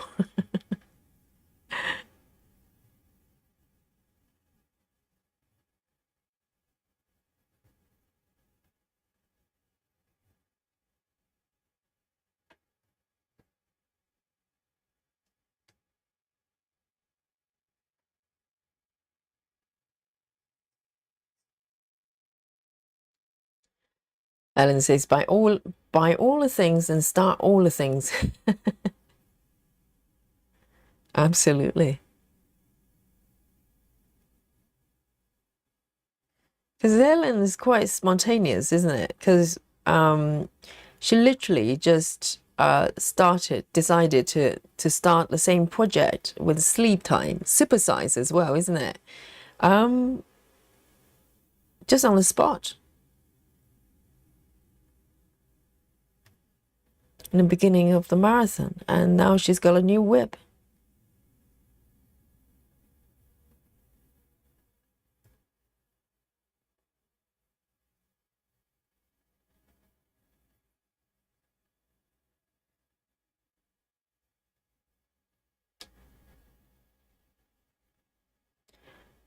Clara says, I think 8-inch is the biggest size in Nudge spring hoops. Yes, that's the one I've got, and it's tiny. And also, maybe I'm not using it correctly. Once you release the spring, it's impossible to adjust the tension. So I don't use it. I don't know how to use it.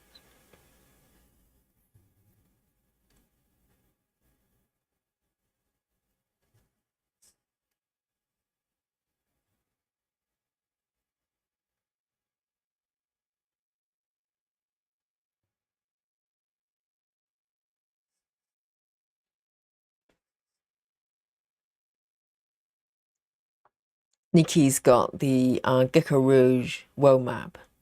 She managed to get the chart before they turned into a kit only company. Very lucky. It's huge.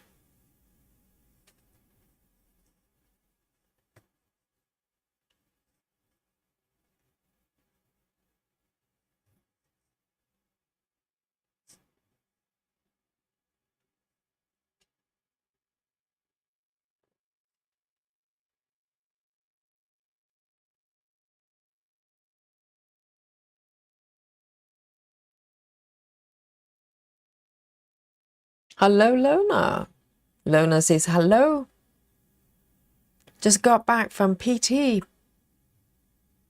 and fed mom and myself. Well, you've done it all, Lona.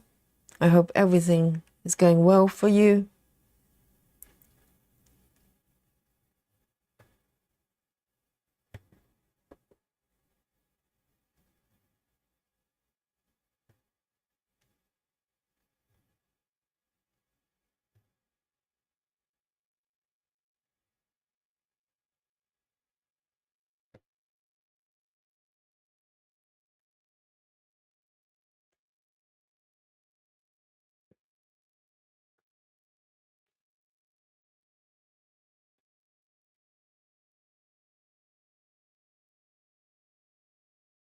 Right?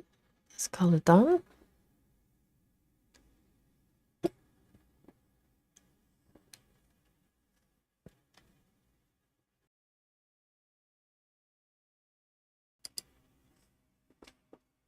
And take a sip of my coffee.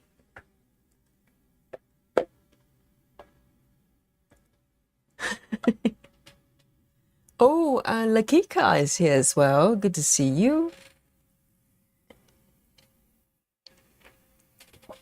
Nikki says that spring hoop can break nails if you're not careful. Mine's 8 or 6 inch, enough for stitching session. But Nikki, do you find adjusting tension really tricky with that one? Because once you release the spring, it's kind of, you can't move the fabric.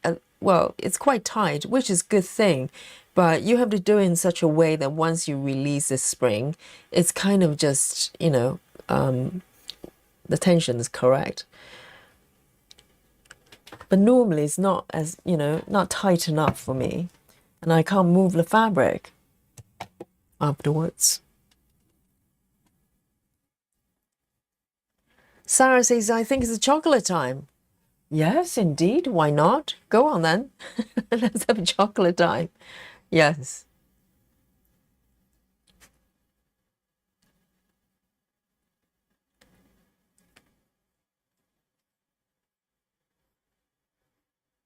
I know Nikki's world map is 2.5 million stitches, I ask you, seriously. And she just started 5 new webs on top of 6 portals, okay, which is also massive. And a world map. Nikki, you're going to be very busy in 2026.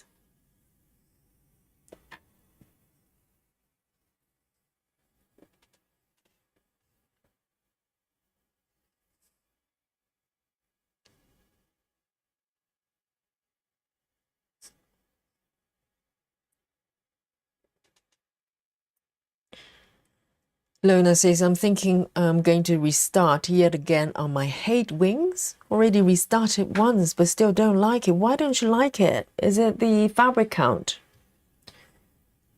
Or maybe because they're bugs. Maybe it's better to stitch something else. No, I'm kidding. It's beautiful. Okay.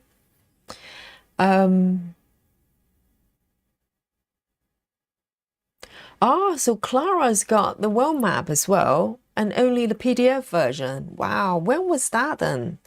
I don't know when they became a sort of a kit exclusive company. Because when I discovered them, it was probably the end of 2022. All right, let's have a look.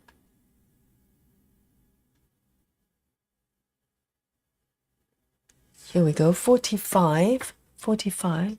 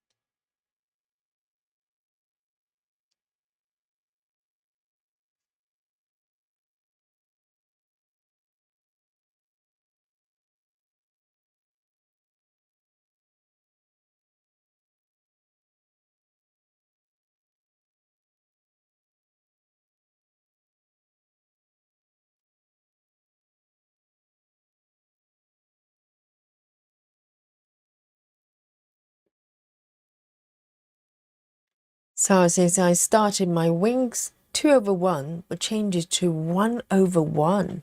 2/1. I'm trying to think. On the same fabric count. And was it too full? The coverage too full.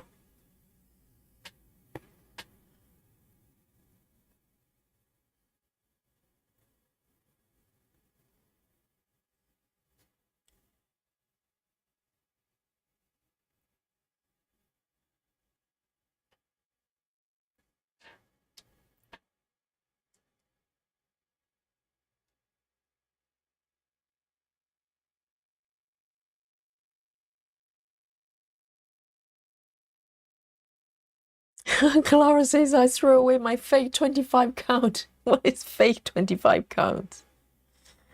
That I started stitching my Hey 2026 style chart with. Are they fake ones? All right, just one stitch here.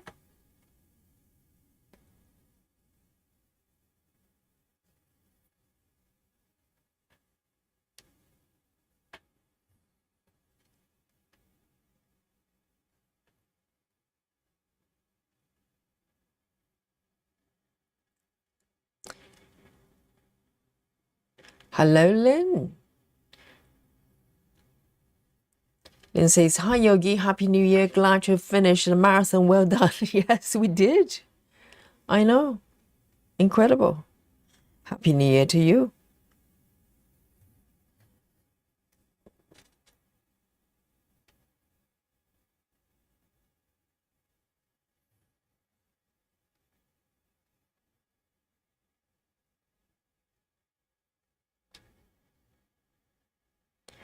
Natty says, I told myself that I'll stitch 1,700 full crosses a week on my hate style, but I can't stop. 4,000 stitches. Oh, wow. Which piece are you doing then, the hate style? You must love it so much that you can't stop.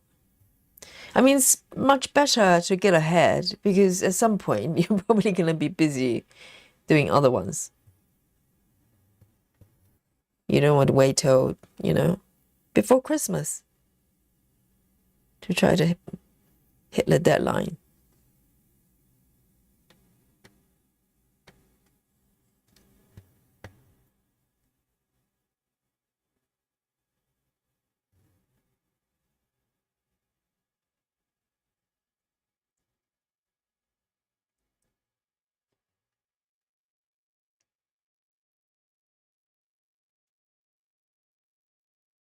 River says, I've come to the conclusion that I don't care too much. I don't care much for 22 counts. I think my next whip will be 25. Yes, River, you've been doing a lot of 22, I think. I thought you liked it. Yes, give 25 a go.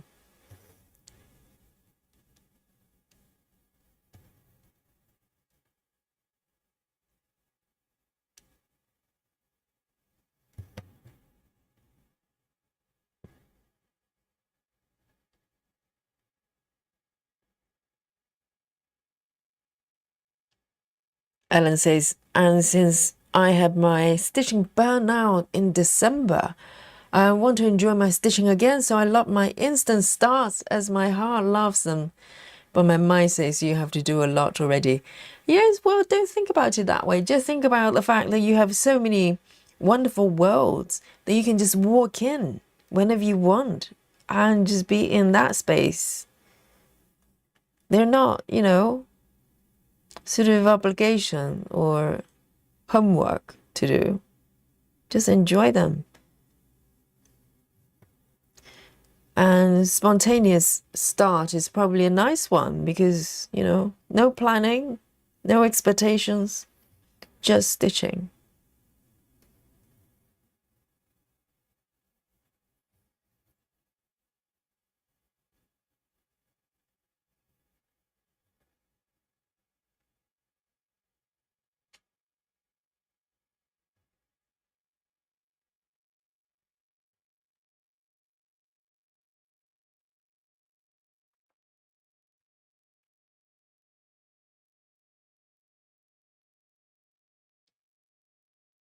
So 20 count 2 over 1 is 2 of 4. I'm trying to think, have I tried 20 count? Yes, I think 20 count you can pretty much get away with 1 over 1.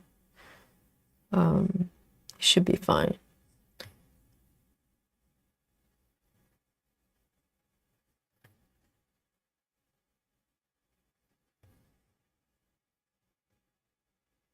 There you go.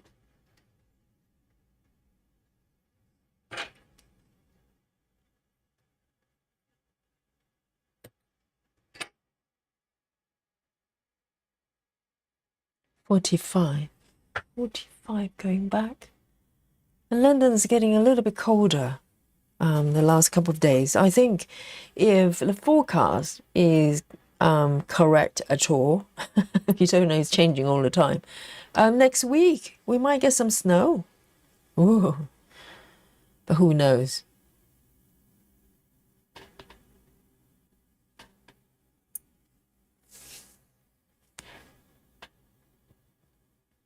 Lona says, Yogi, I started 2/1 tent on 25 count. I'm trying to think 2/1 tent on 25 count and disliked it. So try 2/1 tent on different kind of 28. Okay, so switch from 25 to 28 with tent. Okay, both are 2/4. Plus my fabric color needs to be different. 2/1 with 25 count should be okay though. And I have also done my switch shop with 2/1 with 28 count. The fullness is okay. I don't know. Are you using DMC or CXC? Anna says, I'm going to watch Ghost Adventures. Maybe I'll be back. Have a nice stitching, everyone. Yes, and you. And whenever you want to come back and hang out with us, we're here. Yes, enjoy your Ghost Adventure TV program.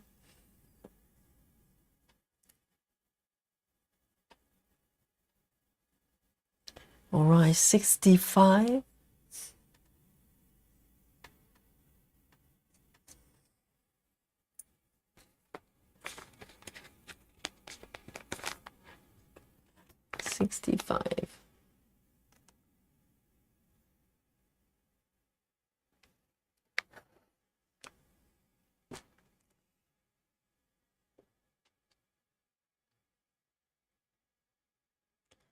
Susan says, Yogi, do you realize that you started a New Year's tradition? Have I? Pray tell, Susan, what have I started? The marathon. Michelle Fuller says, I just looked at a GeckoRouge world map. Is ambitious, yes. And Michelle says, I saw another, that was only 1 million stitches. I might look at that one again. Only 1 million, yes. I think the world map Nikki got, and also on GeckoRouge as well, maybe one of the largest. I think we talked about this before, because I was under the impression, you know, I was fully convinced maybe it was the biggest cross-stitching charts out there, but then I was told that there's some really even bigger ones, like stamp kits, if I remember correctly.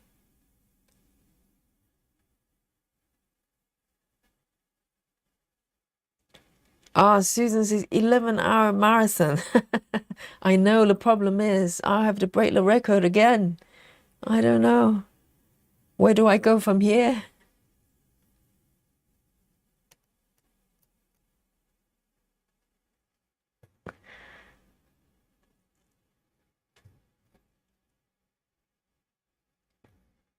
Well, the thing is, YouTube videos, if it goes over 12 hours with this the stream, it basically erases it. I don't know why they do that. They're probably just trying to prevent people from just doing 24-hour streaming like every day or something. You could, but if you know, once you're done, the video disappears.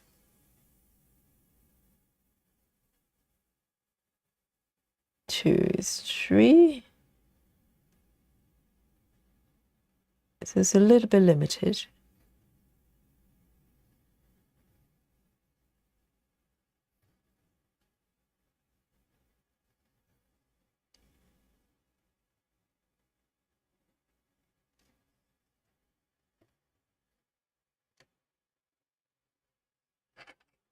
There you go. 65.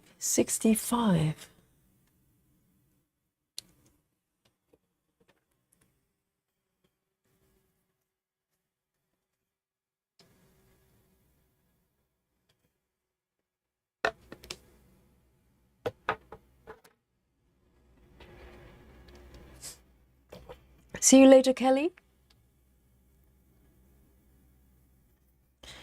90 says, Team Cottage.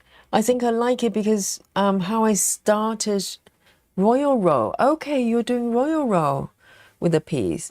2/2 squares at a time. Okay, like a tower. Okay, like four at a time, right? 2 towers. Right, Royal Roll just never really flow with me. I have tried a couple of times. I try like a 2 blocks, you know, a top bottom tower. For some reason, it feels like fundamentally it's not that different from block by block, isn't it? You're just doing 2 more blocks at a time. And for some reason, it's just not flowing with me. Maybe I should try again. Nikki says it's only fake to me because it's not a true 28 counts. It's nice fabric. But why would anybody make something that's not 28 but call it 28? Just call it what it is. So how many counts is that then? It's very confusing. Why would anybody do that?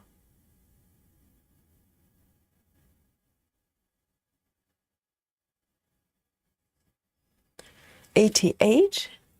That's a beautiful blue. I love this blue. Royal blue. That's it.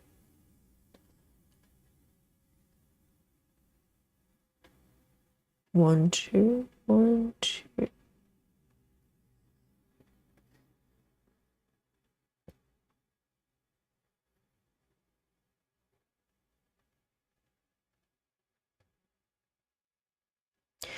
There are 2 stitching methods that I've tried, and I just know maybe they're not for me.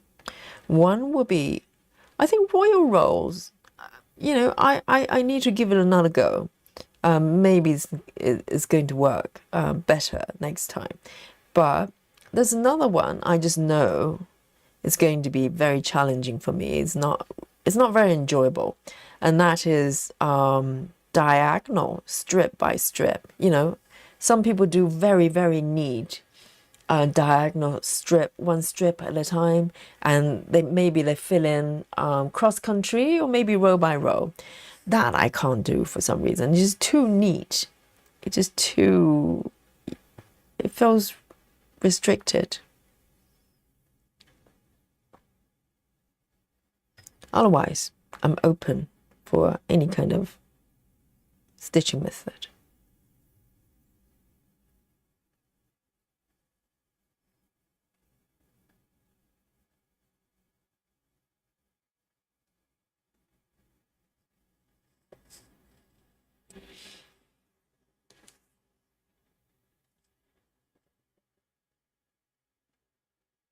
Lona says, thinking about going with white, 28 count 1/1 full cross, one white 18 count 2/1 tend, or 1/1 tend on light blue. Oh, decision. Well, the color of the fabric is probably not essential. I presume it's a full coverage. Full coverage.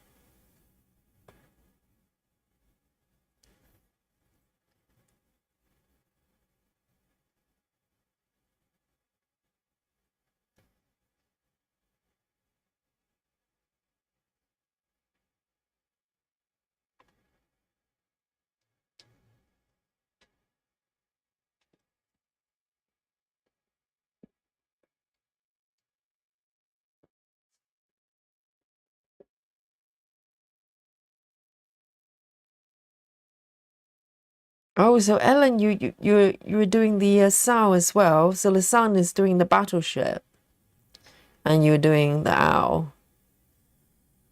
Yes, the competition, the race is on. Who's gonna get there?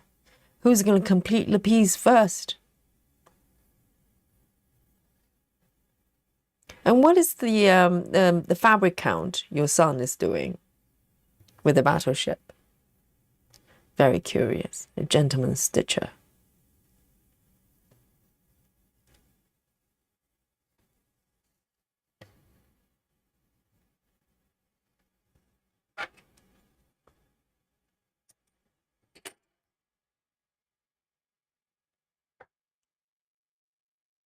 88. Oh, yes, we were going to have a bit of chocolate, aren't we? Forgot about it, totally. Let's have a little bit of chocolate break then. Why not?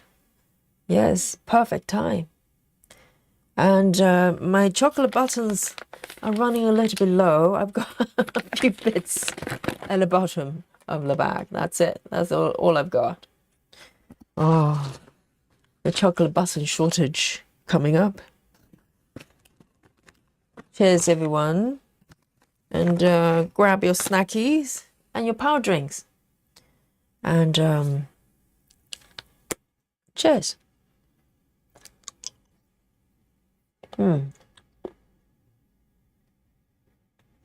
Oh, Janine is doing 3/1/10 on 18 counts with the sour peas.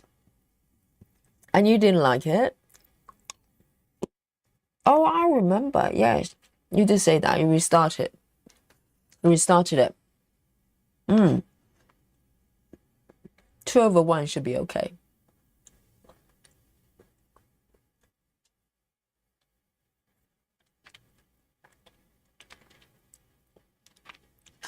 Sarah, yeah, Sarah is going 12 hours next time.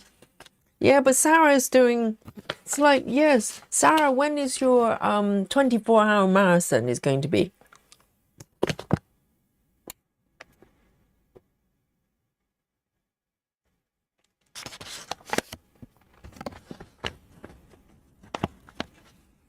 Oh, this one, little hat. Yes, I mean, there's some debate on what this is. And some say it looks like Mr. Potato.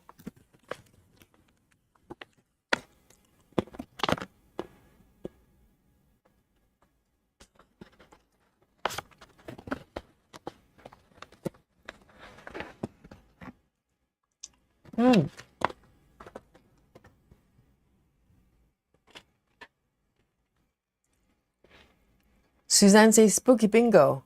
Which one? Which one? What color?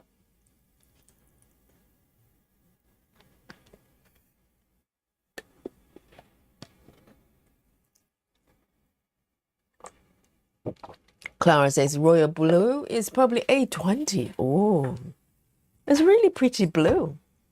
So I'm slightly late on the chat. So you probably said, yes, catching up, catching up.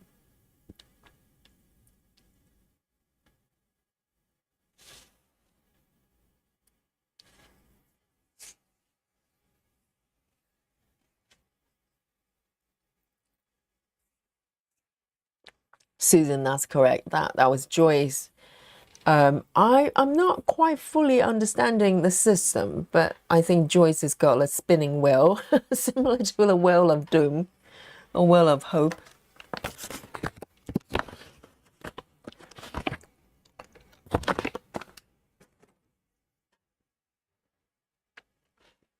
Hello. Milala. Isn't Milala C?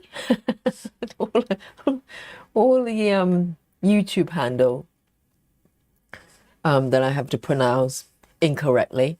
Hello from Florida. Welcome. Mila. That's what I'm going to call you.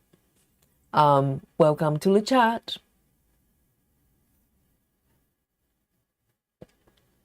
Janine says, I've done royal rolls and it worked for me, but my favorite way right now is basically typewriter, cross-country of the area I want. I want to give this weird method of mine a name. So Janine, are you following symbols though? I can see just from your web, you're doing cross-country of some sort. But are you picking, but your stitches are kind of flowing everywhere, isn't it? So how do you go about doing typewriter? What order do you pick your symbol?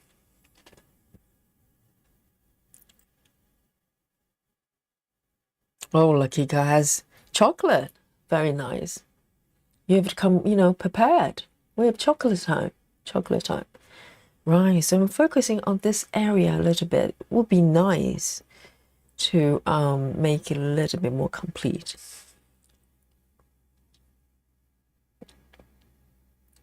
Here we go. I just love these colors. It's just so pretty. 105. 105 is a green.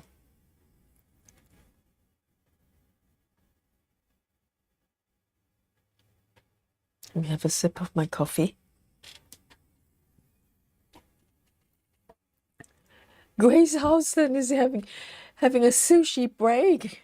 That's unconventional, but well done. And everything art. Hello.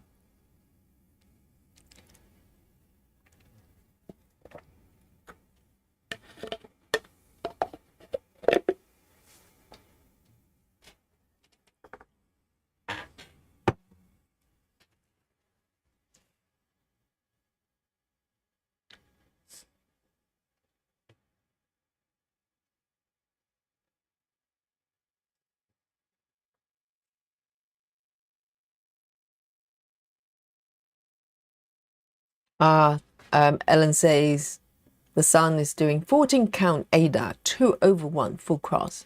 Very nice. Wow, over nearly 3,000 stitches done. Very impressive. 72nd day of January.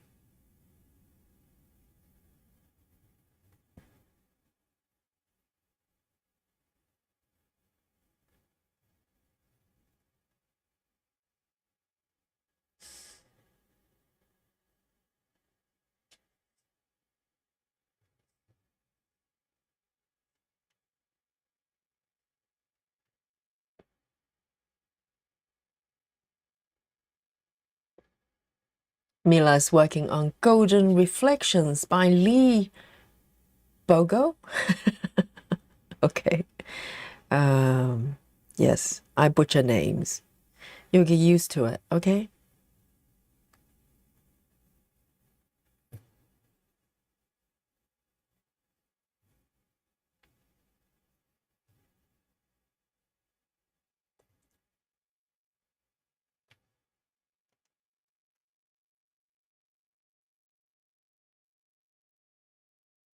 Mila, okay, good. Joy says Mr. Potato is swimming in a glass of eggnog. Yeah, swimming in something, all right? Some sort of yellow soup.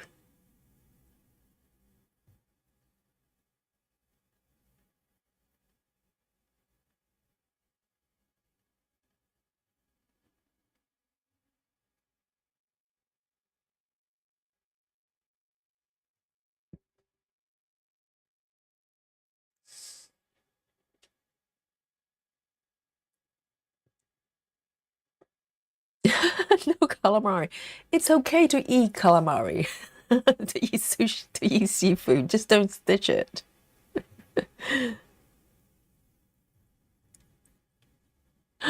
So funny.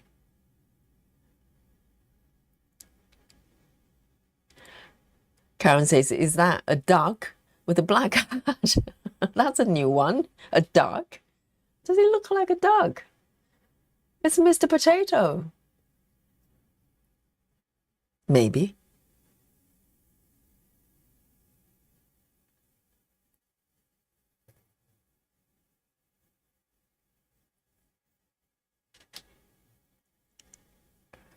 Konata, hello. Konata says, do you need a lot of practice to be able to stitch a picture? Do you mean full coverage? Do you need a lot of practice? I don't know, guys. What do you think? I think ultimately you're doing a cross stitch, which is quite simple to do. I think with full coverage, the challenge is more of how you stitch it, because stitches themselves are simple to do. It's more of the strategy, the method. And that's the fun part, isn't it? Welcome to the chat.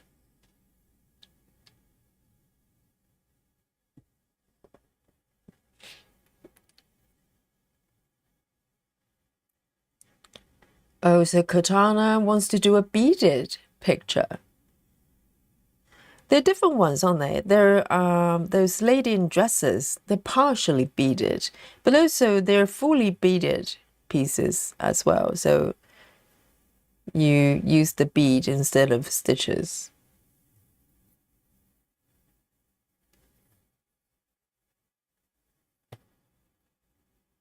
I'd like to try them for sure.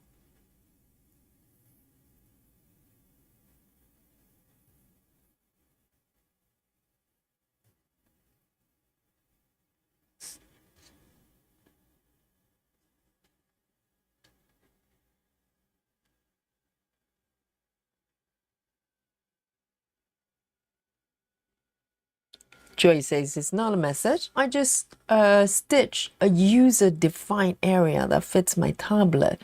And the Will says to stitch a patch of sky or a patch with a ship. Yeah, but Joyce, with that pattern, they all look the same for my eyes. Yes, it's a very sort of, dreamy kind of piece.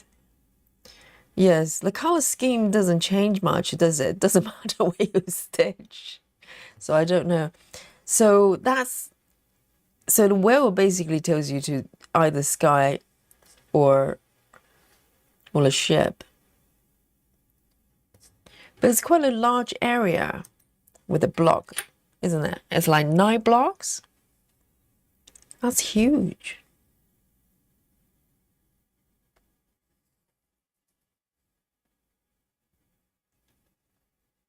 105, going back. Karen, good morning.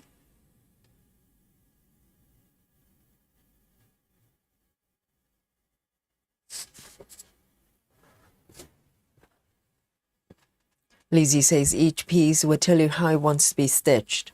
Absolutely. I really believe so.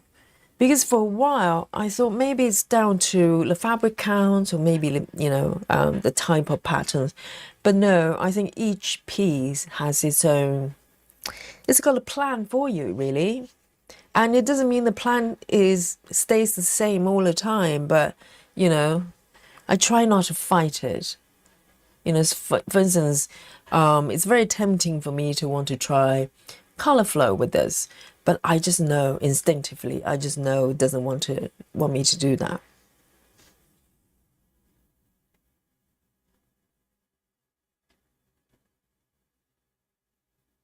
All right, 124, 124.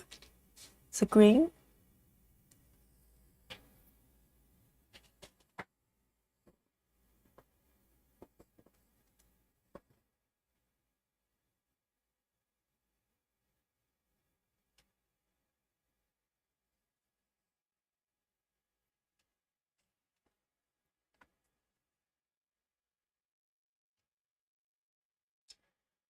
Patty says, how long do you cut your threads when you stitch with a single strand?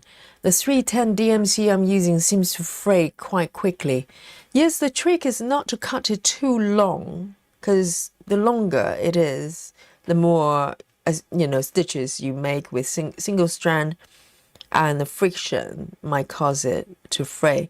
With single strand, I think it's down to personal preferences, but I do it. Last time I measured it, I think it's about 32 centimeters or something.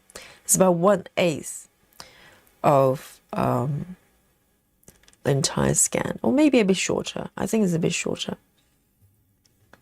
So single strand, I don't fold it in half, so I don't want it to be too long. And also, if I'm parking in particular, I don't want the threads to be too long, because the longer you leave the part threads out there, the more wear and tear is going to happen.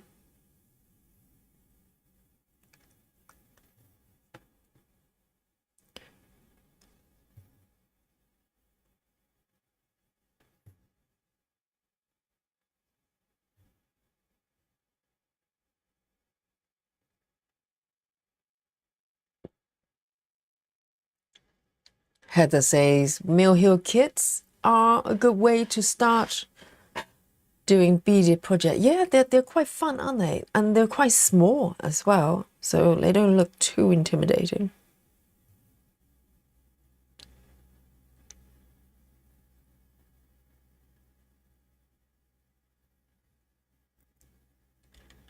Clara says, Yogi, some stitchers are stitching full coverage pieces in all beads. It's amazing. However, the piece gets rather heavy, more beads you put in. I can imagine, yes. I presume the beads will be quite small, but you know, for entire piece. So are you saying that they just use regular charts like this one, and they just replace the stitches with beads, and they probably have to stick with a certain fabric count as well, because if the beads are bigger than the stitches, like 28 is quite small, isn't it? So I don't know what fabric count they would go for. And also, you'll have to find beads of all those colors. I don't know whether they're matching bead colors with DMC. I can imagine it would be quite heavy.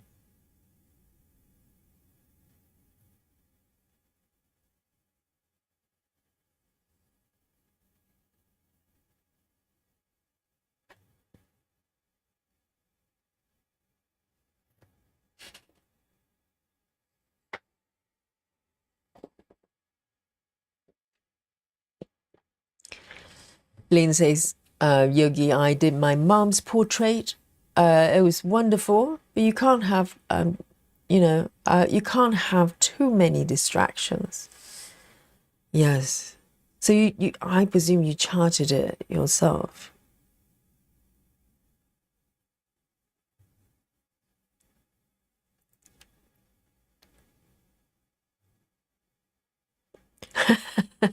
Joyce has got a name for her stitching. I don't know if it's not a method. I don't know what it is. 12 blocks. A Dutchy dozen.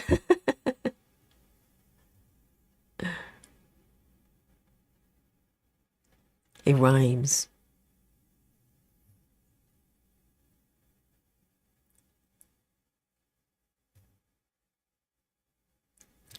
So, Joyce, if it's just down to two choices, either the sky or a ship, you don't need a well, do you? You can just have two pieces of paper, you can fold them up and just pick one. It's one or the other.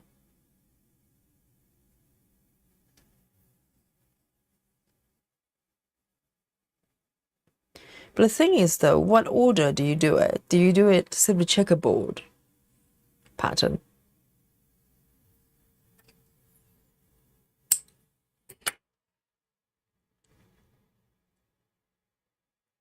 All right, I'm going to do a few more here.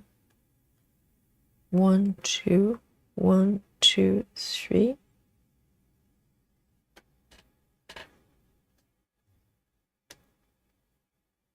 One, two, three.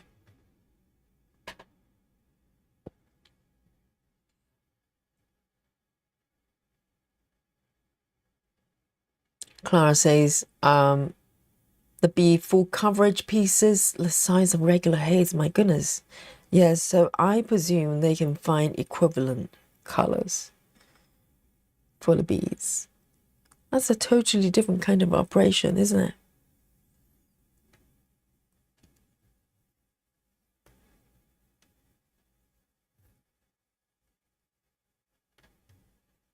I think as stitchers, we just want to try new things and challenge ourselves. Eventually. More beads.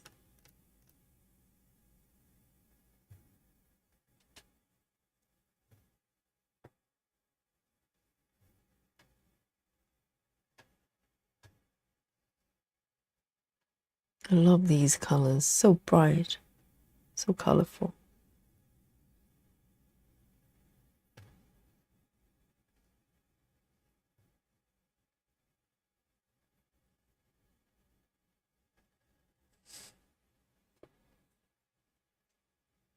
Oh.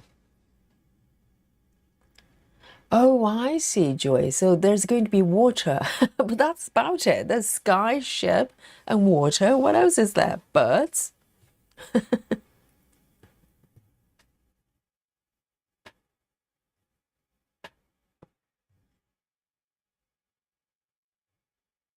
Or maybe seafood. Is there seafood in that piece?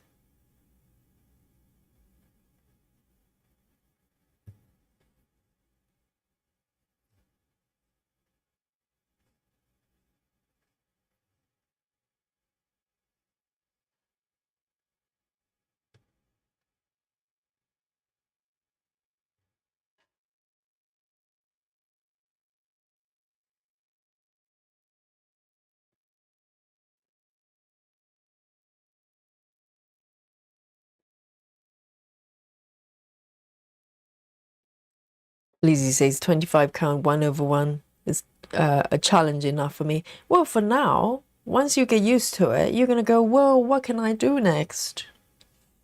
It's like that, isn't it?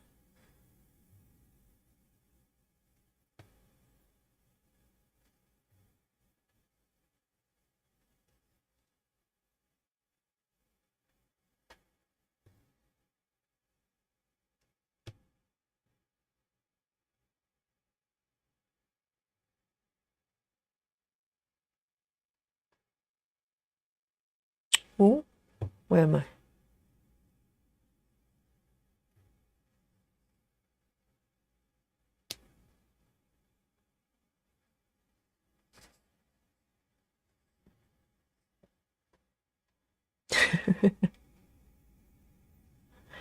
I think, Joyce, what you're doing is probably just try to find different ways of, to make stitching exciting.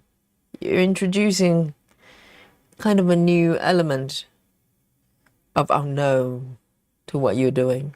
I get it. I get it. That's why there's so many different sort of, I don't know, like what is it called? Whip go and whatever restrictions, rules, whatever.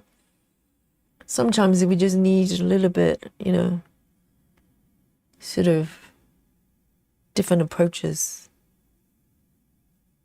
I think essentially stitching methods of all kinds essentially is a little bit similar to that. We're just trying to find different approaches to doing a full cross, really.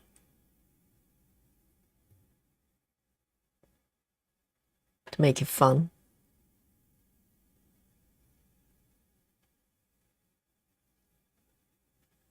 What's going on here?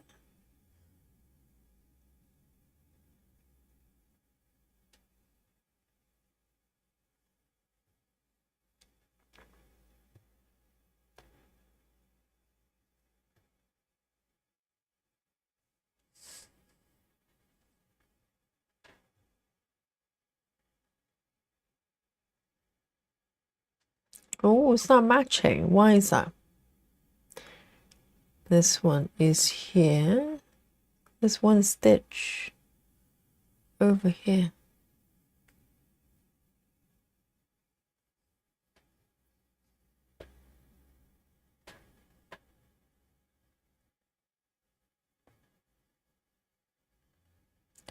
Lynn says, Yogi, you have to have a special long needle for beading. Interesting.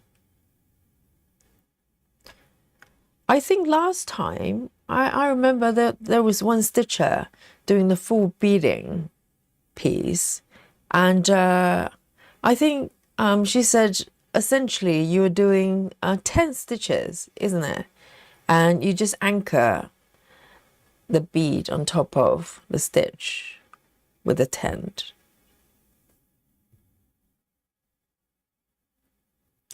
And I think it probably depends on how large those beads are. I'd like to try it, actually. Sounds quite fun. Maybe not full coverage, but something like Mill Hill kit.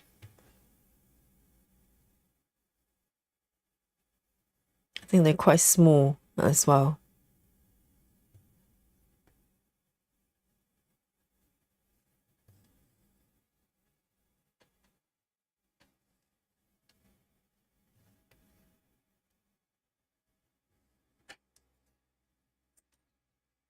Nice.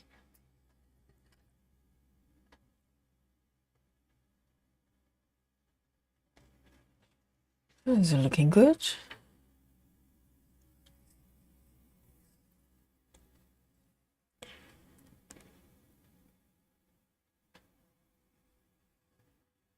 As a spot of 310 coming up. 16.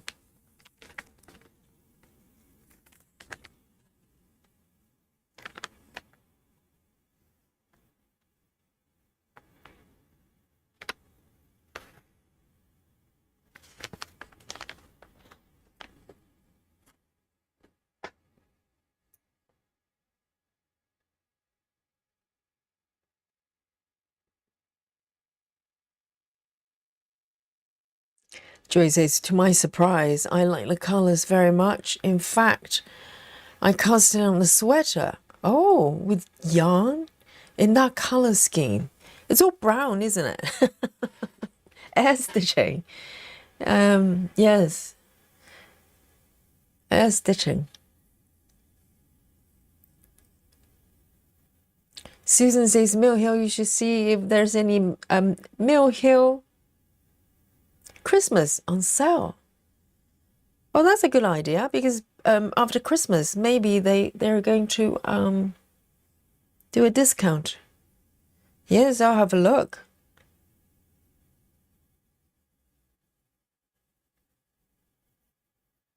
Great idea. Michelle Fuller says, bought a small ornament kit from a cross-stitch shop. Looks fun. Little ones sometimes, you know, it's quite nice to do, because you know you're more likely to finish it in the next 5 years or so.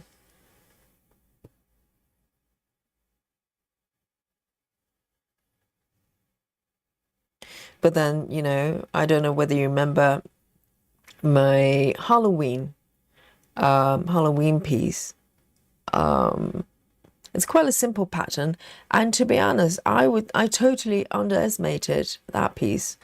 You know, I looked at that pattern, I go, well, this is no confetti, easy peasy, maybe I can finish it. Well, not quite finishing it, but I thought maybe I could at least finish the entire panel. And it turned out it's not as easy as it looks.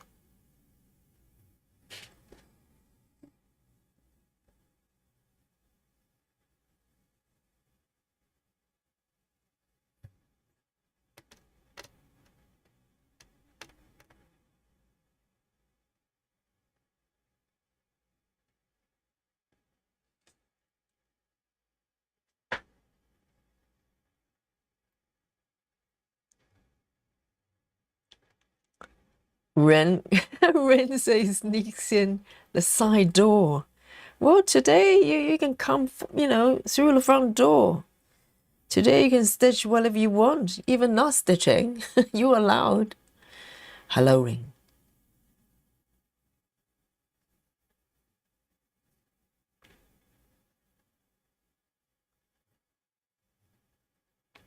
Clara says, I cut my single threads around 14 to 15 inches long.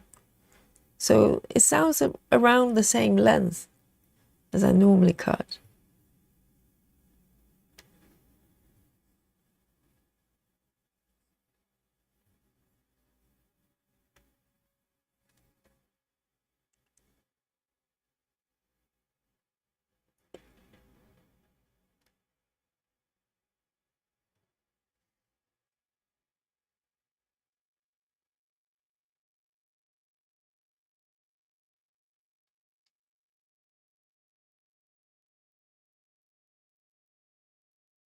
Ah, Joy says there's a lot of dusty pink. 152, I do know. It's kind of salmon-y pink, isn't it?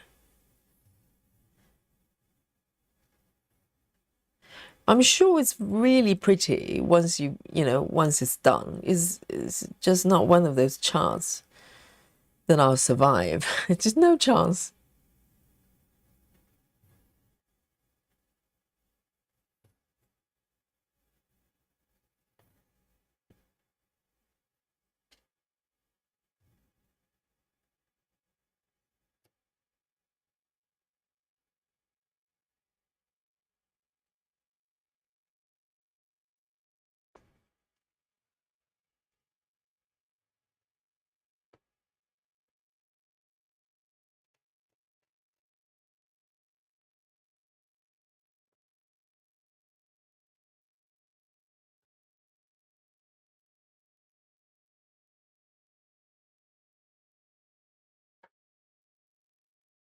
Have a look.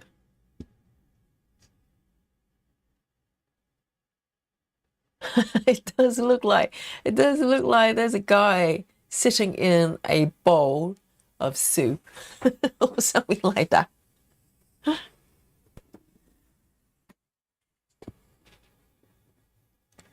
Poor guy.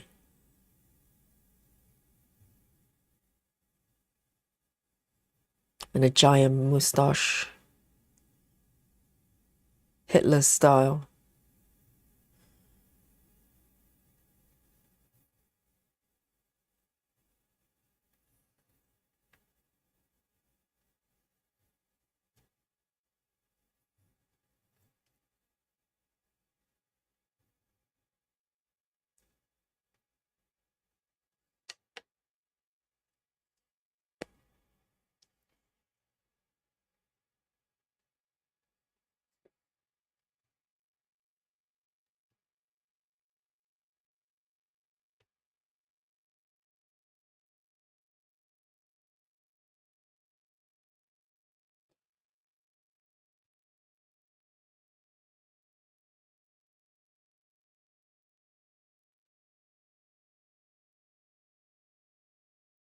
Was potato head all right?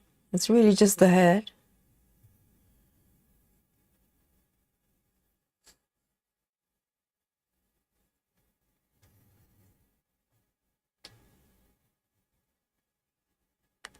And a little crawler, that's drowning, really? Is there?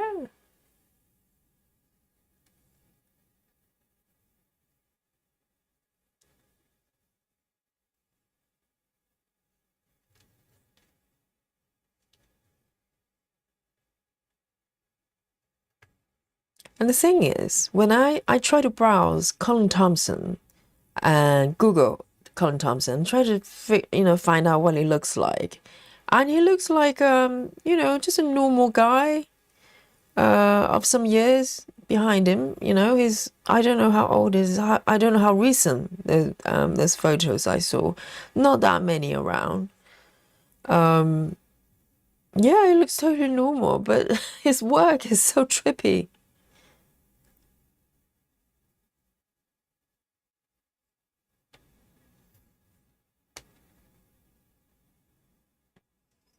It's always the quiet ones.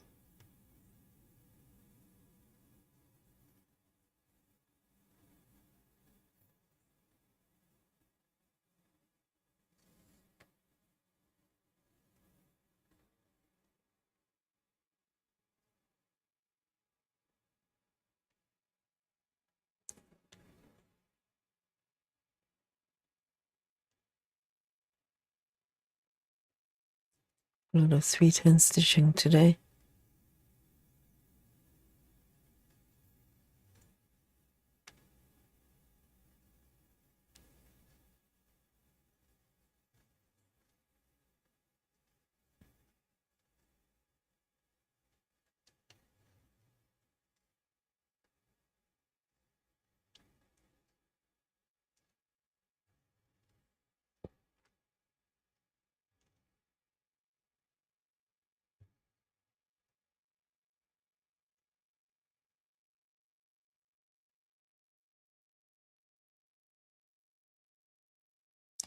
The June Matava, hello.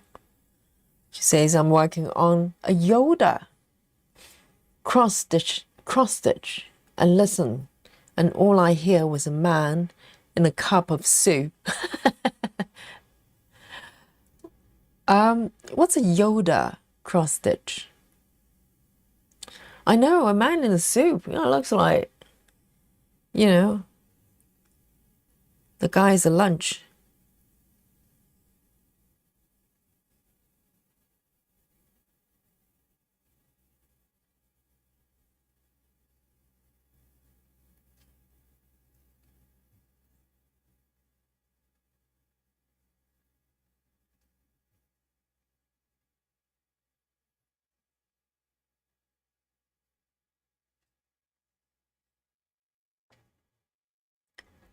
From Star Wars. Oh, interesting. Star Wars. Star Wars. It goes again. Star Wars is the movies, right? Star Trek is the TV series. Or is it the other way around? Yes, I'm one of those people who can't tell them apart, okay? I admit it.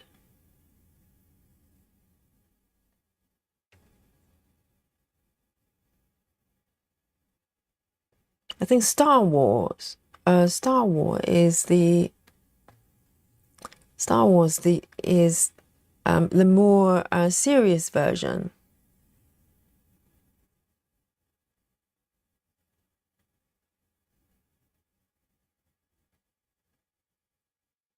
See you later, Joyce. 99. Yes, dream about the ship and a lot of air stitching. 99.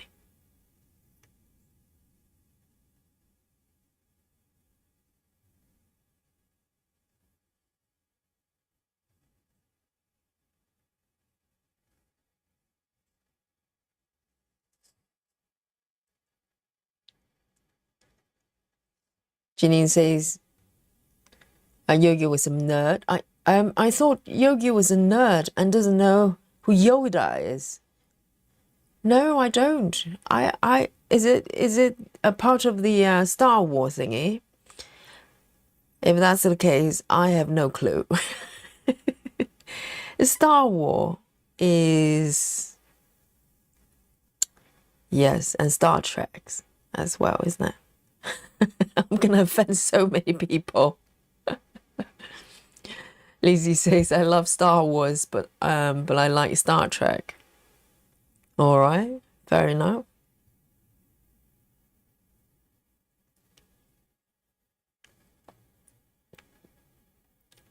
Ginny says Star Wars is different from Star Trek. I know they're different.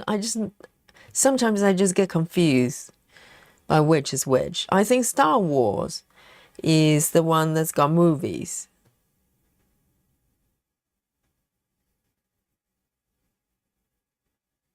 And Star Trek is the TV program. I don't know. Something like that. So Star Trek is more like Doctor Who. It's kind of, how do I put it?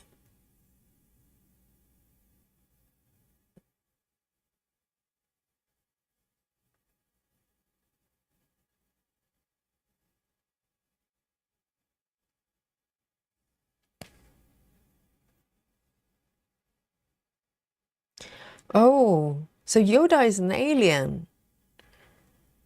Lizzie says, Yoda is a wise old alien who helps a hero to realize his destiny. But he dies before the hero can accomplish the tasks set before him. Oh dear. That sounds like an epic story. That sounds really sad. It's tragedy.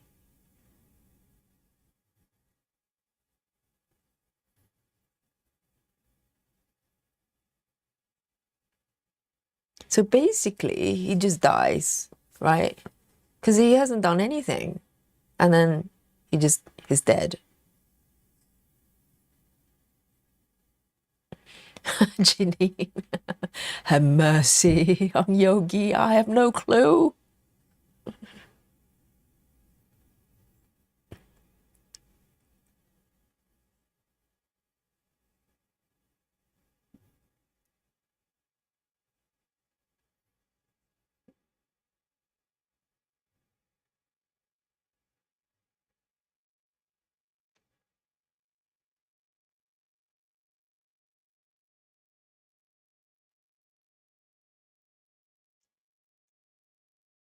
Claudia says Star Trek is more campy, like Doctor Who. Exactly. That's what I meant, Claudia. Thank you. It was and it was one of the one with TV. That was the word I was looking for, campy, you know, without offending anybody. But recently they have made some big blockbuster movies. So TVs and movies isn't as a usual comparison. Oh, so there's Star Trek movies as well. Because Star Trek is more, yes, it's more extravagant, isn't it? Extravagant. Star Trek, like they wear like makeup, eye makeup and stuff like that, and really tight clothes. And Star Trek, they wear normal clothes and stuff like that. They look like, you know, I don't know. Shall I keep going? Shall I stop here?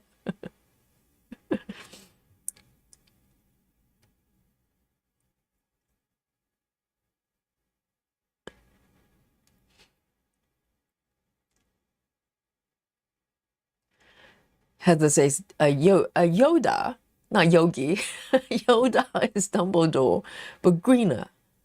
Ah, shorter and with pointier ears. Oh, does it look like some sort of frog person? Yes, I think I know what you're talking about. It's quite short and wearing like a gown. That kind of rings a bell. I didn't know it was is it Star Trek, Star Wars person? I'll probably just check like eye makeup. The ones that's got more eye makeup is probably Star Trek.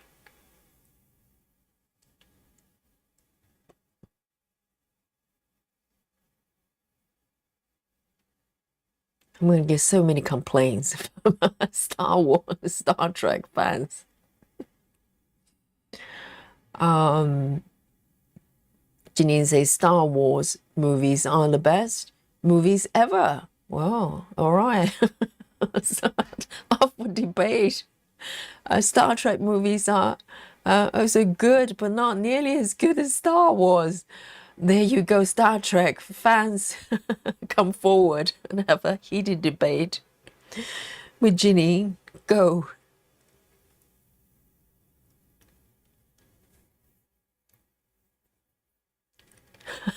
Grace Austin. I hope there's more than that, you know? You don't just go, oh, I would like to help you, and then drop dead. That's not good.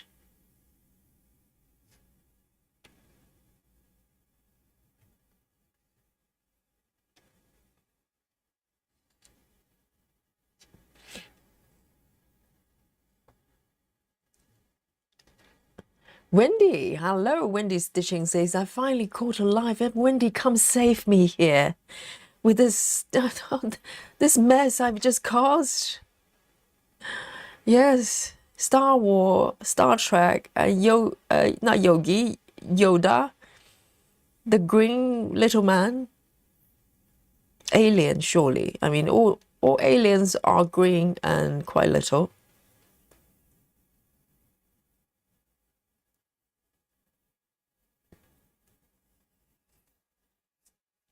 A frog person, yes, Ring, that's a frog person. It's a person that looks like a frog. I know, Susan, I'm in a big hole. I'm at the bottom here, being buried. Save me, Susan, help.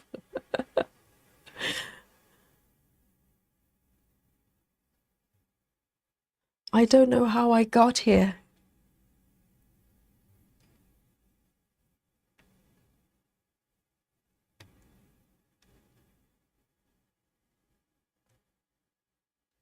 Janine says, I have seen all the Star Wars movies.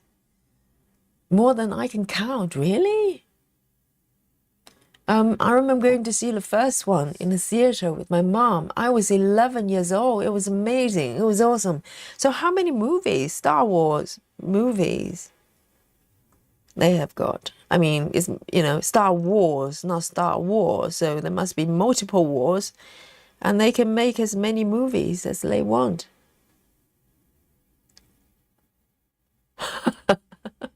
Ring. Oh my God, Ring's coming with a shovel. Oh dear.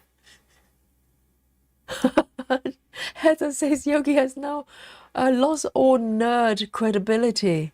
Oh dear, I'm just not nerdy enough, am I? I need to work harder.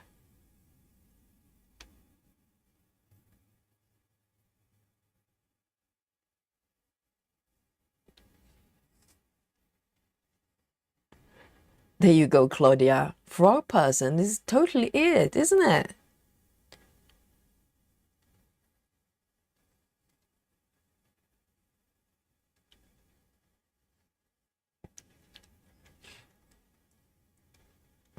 Oh, Grace Houston says Spock is Star Trek. So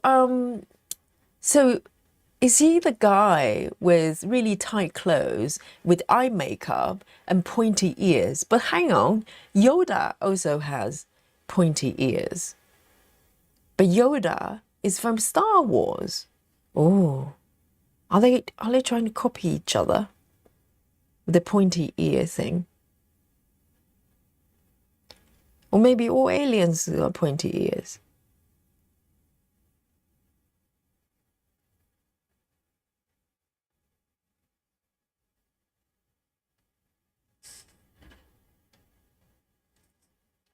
Janine says Yoda is the greatest teacher of all time. Do you mean Yogi? Lizzie says, I love Yoda. At least writer allows Yoda to have emotions. Oh, what happened? Have I stitched like incorrectly? Wow. Oh, yes, that's true. My God. You know what is happening here? Why is it like that? Oh, I know why. Because this brown stitch is incorrect. All right, I got it. Yes, all is good now. Yes, the reason, this is the story I'm sticking to. Yes, the reason I have these two stitches incorrectly is because this brown one is incorrect. I'm following the brown stitch. Okay. Okay, I'm gonna frog it, okay. It's reverse stitching. It doesn't budge. I don't know what's happening here. It doesn't want to go anywhere.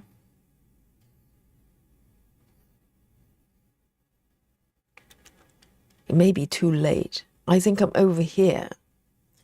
Oh, I've taken my thread over here. That's why I can't do reverse stitching. But the thing is, I think I can probably fudge this because these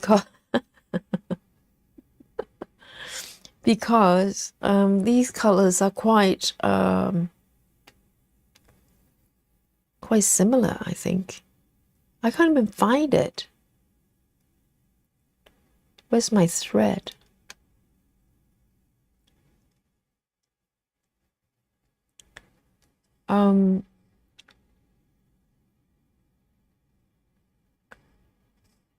Oh no! Now here's the heated debate on who is the best teacher. Now here we go. Hello, Jackie. Jackie says, everyone, I made it. Yes, you did. Just got home from movies and dinner. Going to start stitching my hate sow in a few minutes. Go for it. And look away, okay? Nothing to see here. I have to cut this away because I can't find it. This is not going very well. Okay, I'm gonna have to fudge it because it doesn't budge. I can't reverse stitch it. Okay, it's okay. It's all good. All good. Let me take another 310 here. 16 rather.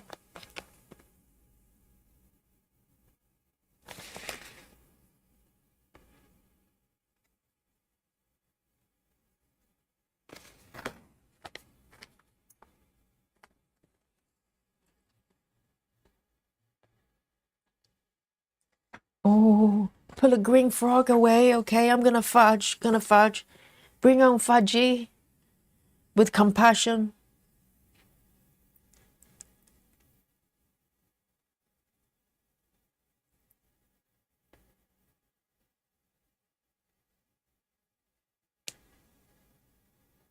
Nikki says, I started back cross stitching in my early 20s when my husband's with my hubs watched Star Trek. So Star Trek is the camp one, right?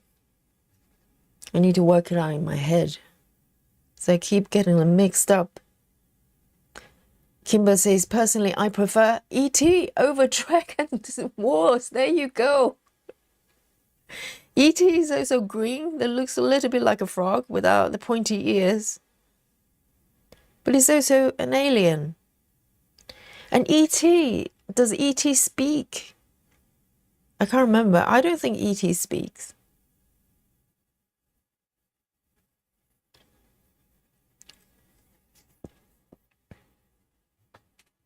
That's an easy acting job.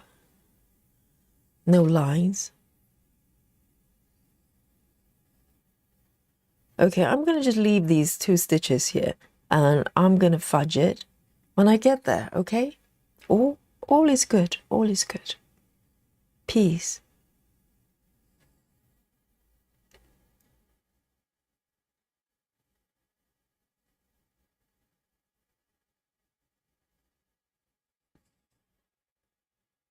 Hello, Bags. Hello, hello.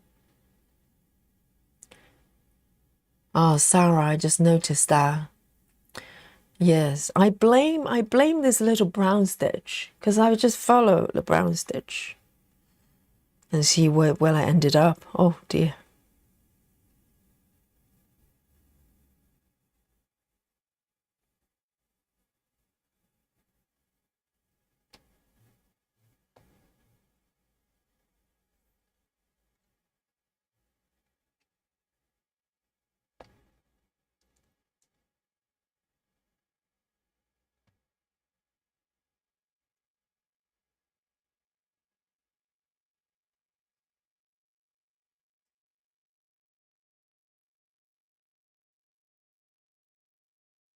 Trying to catch up there.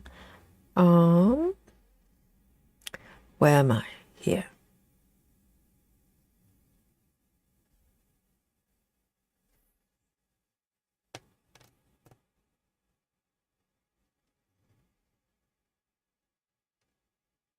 I think this piece has a lot of sweet hen as well, in general. E.T. Phone Home, yes.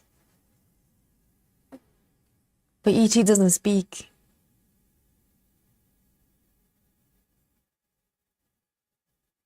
Janine, harsh but true. Janine says, I love Big Bang Theory. Oh, sad when it ended. I thought Janine was being sarcastic. You know, as a Janine says, well, I love Big Bang Theory when it ended. No, Janine is a fan. I don't think I've ever watched it. I have watched maybe a couple of episodes on Airplane. For some reason, the Airplane, you know, they always play Big Bang Theory for some reason. They always have some sitcom and stuff like that.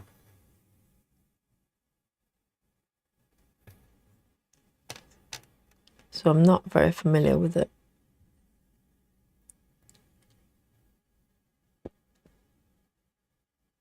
Yes, E.T. is very sad, isn't it?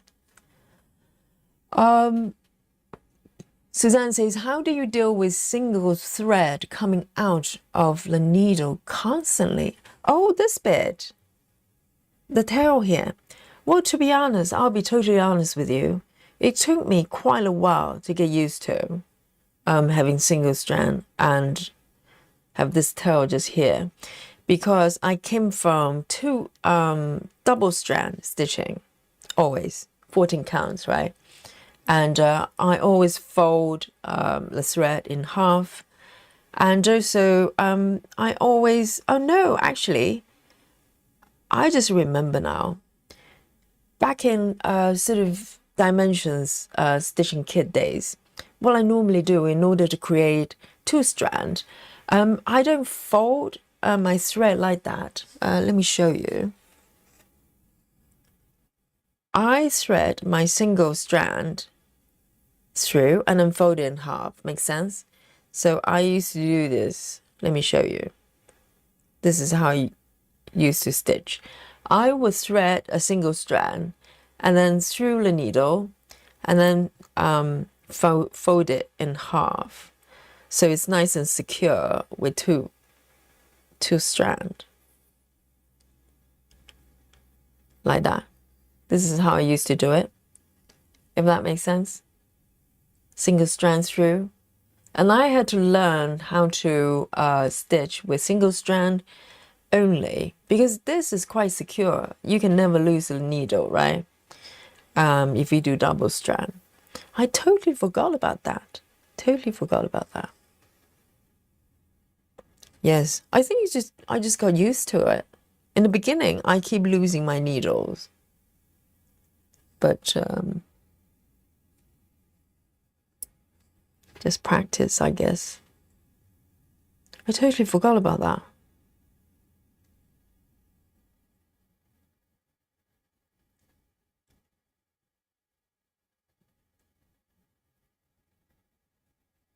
Oh, Maddie has some delicious food and sleep as well. You're sorted then. You're ready to stitch.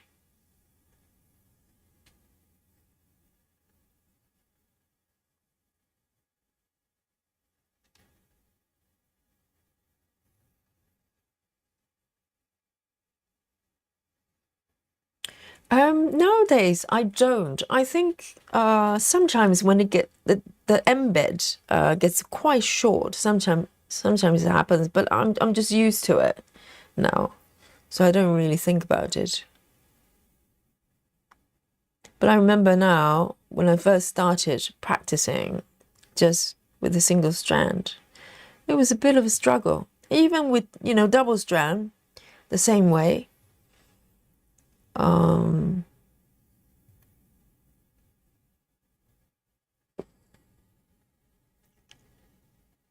Yes, if you leave the tail a little bit longer. But eventually when, as you stitch, eventually it's going to get shorter and shorter. But I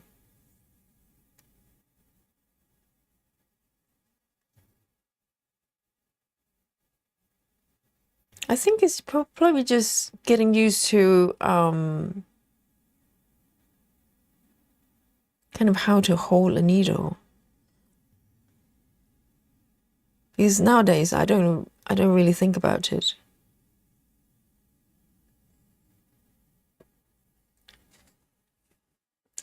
Janine says, Yogi, not a nerd. No Star Wars, no Star Trek, no Big Bang Theory. I know, Janine. I'm such a letdown, aren't I?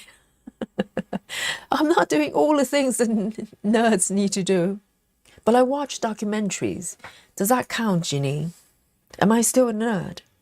I can watch documentaries, like tons of them. I watch true crime and I watch trials, okay? I can watch like entire trials. I remember the first one, I remember now, the first trial that got me hooked that I watched was Jodi Arias. I don't know whether you know the case. This lady. And that trial was so long. I couldn't believe it. I think it's got like over 100 days or something of trial days. But it got me hooked because it's got so much drama in that courtroom. And the rest was history.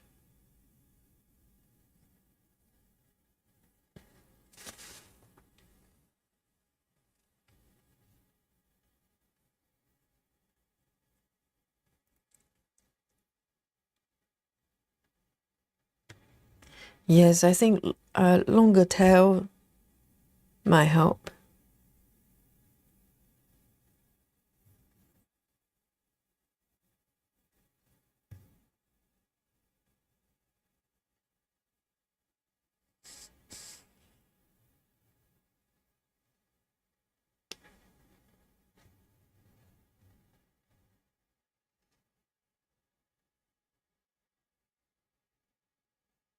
Suzanne says, when it's shorter, I do a trick that I learned when I was doing English paper piercing, where you thread the needle through the end of the thread and it secures it.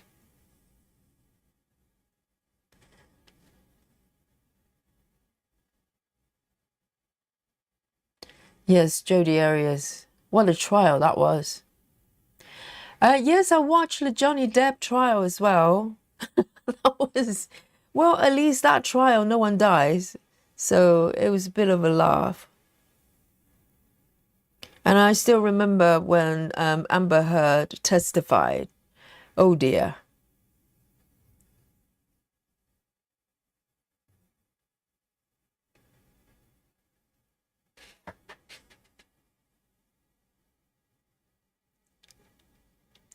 Janine says, you play video games and watch true crime? So maybe a little bit nerdy. Oh, thank God, Janine. I'm still qualified, am I?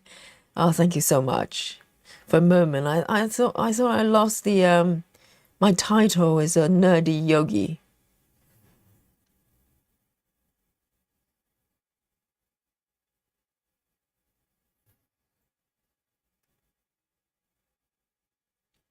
Yeah, for some reason, Star Wars and Star Trek, Doctor Who, for whatever reason, they just don't, I don't know, I just never really took interest. Even though I love sci-fi films. I love, you know, weird stories, the mysteries and stuff.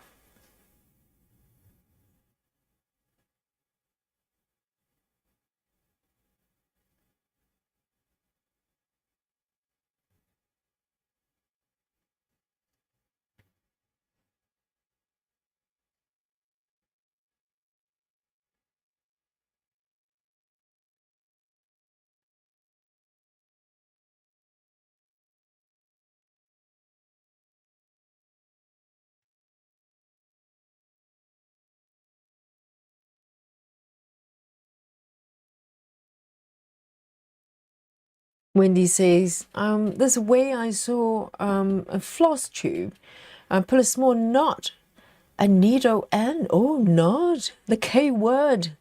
Thread a needle with a loop. Put the needle through the loop and pull it down. Oh, I'm trying to work that out in my head.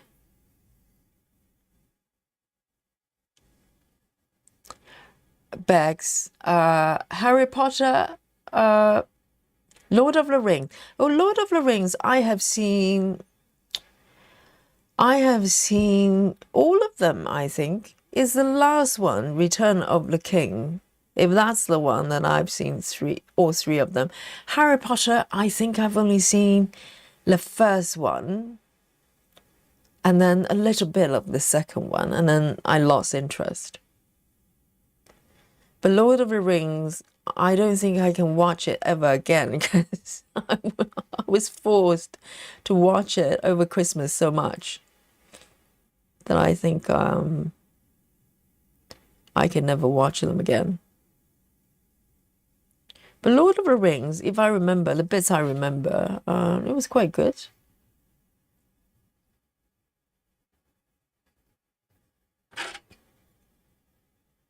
But Harry Potter, I just, yes, not really.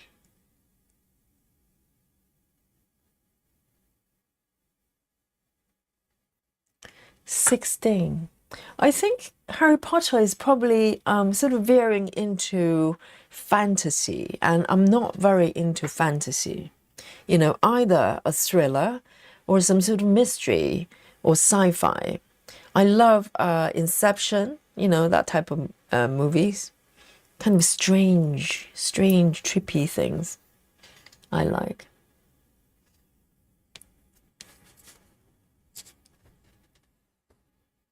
I know there are quite a lot of Harry Potter fans, and quite a lot of you probably read the books as well, and Lord of the Rings as well. I like Lord of the Rings, but yeah.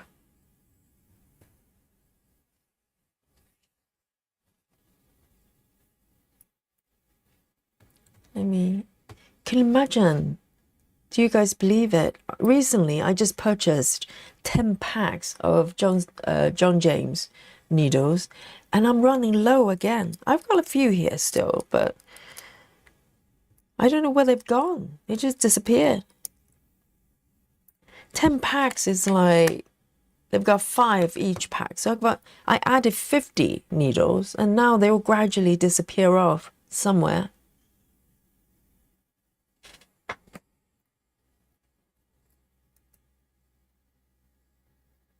Oh, Janine, yes, I have seen Lucy. I don't remember much of it, to be honest.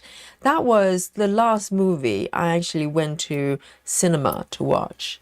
I do like Scarlett Johansson, so that was mainly why I went to see it. And it was sci-fi as well, but I do not remember anything.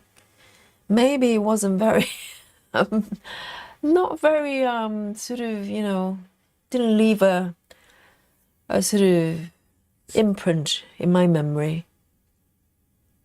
I remember I'm trying to remember what the plot was like. I don't remember much. I remember the popcorn though in the cinema.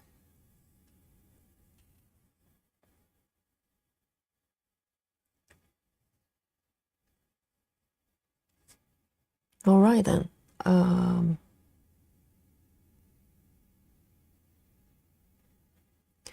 110.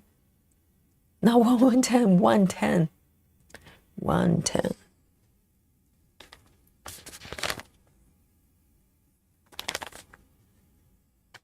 110.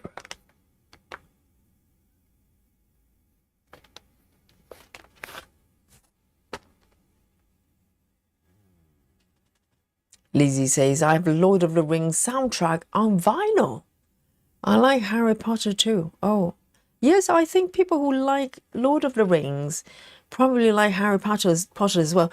And I kind of vaguely remember they came out around the same time, those few years. Just full of, it was all about Lord of the Rings and Harry Potter.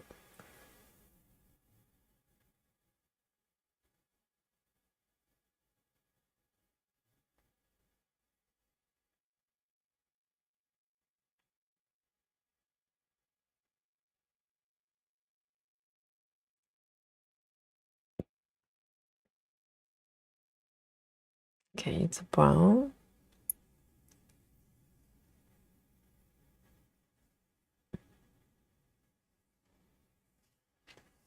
Susan says, your needles are on your felt strips. I know, and my needle boards. But, I thought I had plenty to play with. They just gradually all disappeared.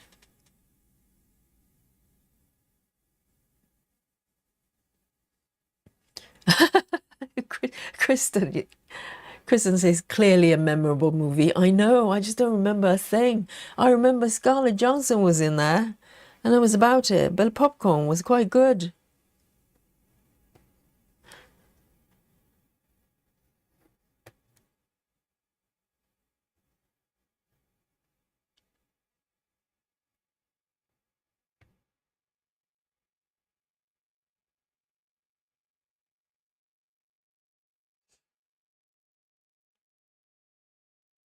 Janine says, she was given a drug that made her brain use 100% of its power. Very interesting. Imagine if I could use 100% of our brain. Oh, is that it? Really? I remember, yes. I don't remember much. But yes, apparently we only use a very small percentage of our brain capacity. But why is that though? If we're brain, you have the whole brain here, why can't we use 100% of it? What's the use of it if we only use a little bit? It's like if you have 10 fingers, but you can use one. That wouldn't make any sense.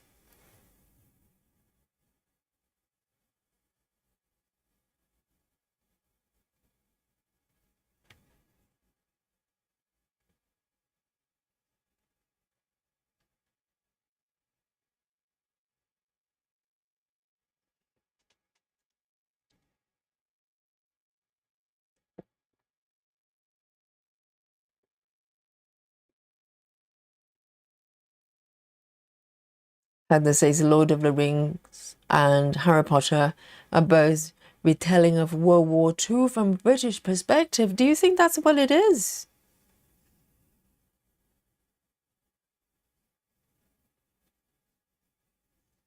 I did like Gandalf though. I do.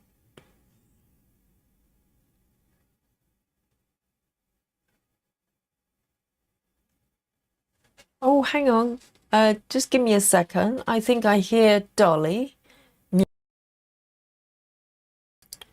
I'm going to mute a little bit. I'll be right back, okay?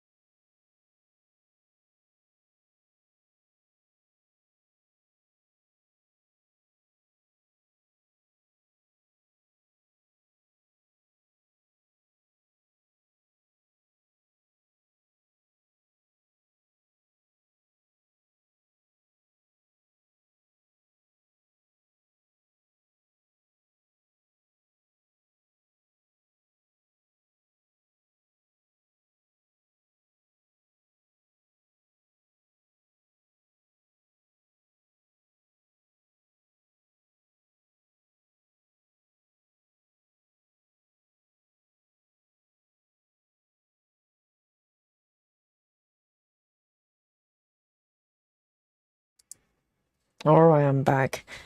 So it was Dolly being locked outside the patio. So there's been a cat that's been trying to come in for the last couple of days. So I kind of locked the cat flap. The cats can only go out but not coming in. And I forgot to unlock it. So Dolly was locked outside. Poor thing. I heard that pitiful, pitiful meow. I'm going, Mummy. Yes. She's all good now. All good now. I'm bribing her with some food. And maybe she's going to forgive me. You know, at some point this year.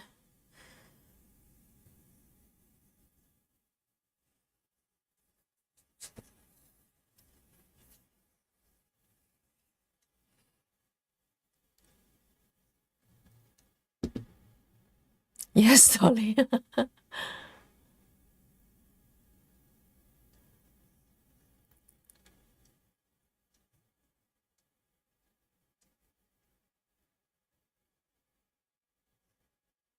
Oh, Candace has seen that movie as well, Lucy.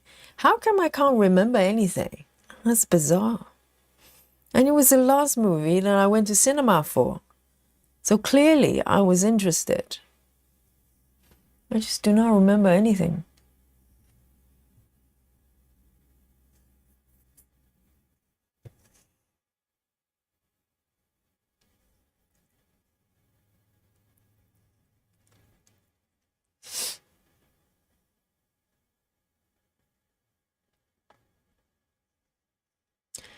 Heather says the brain is very plastic and can form new connections, sort of like rewiring around shortcuts, short circuits.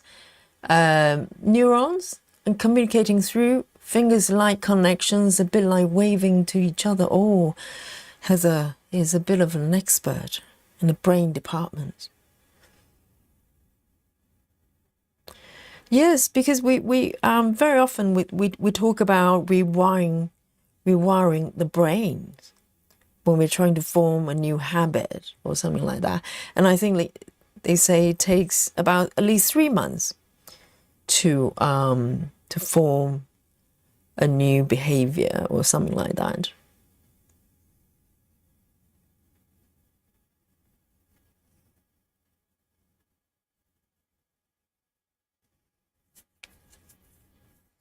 I know, Susan. It's true. It's a miracle that Dolly is still here. If I was Dolly, I'd probably just move out and never look back.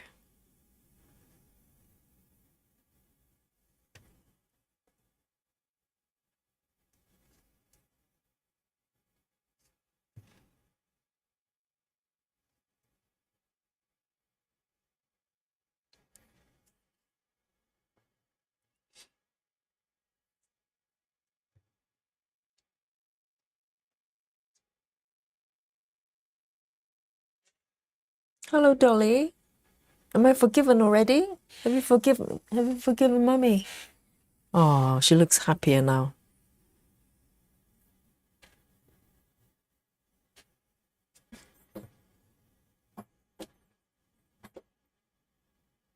Ah, Heather. Heather had an operation to have part of the brain removed. Wow, as a teenager due to epilepsy. I didn't know you could do that. And did that help? My goodness, that's major.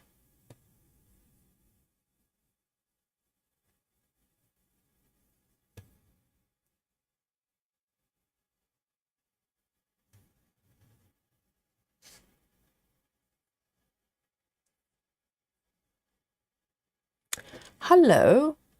We have a friend from Canada. Say hello to, let me butcher the name, Kangaroo Mont, whatever. Yes, welcome, welcome.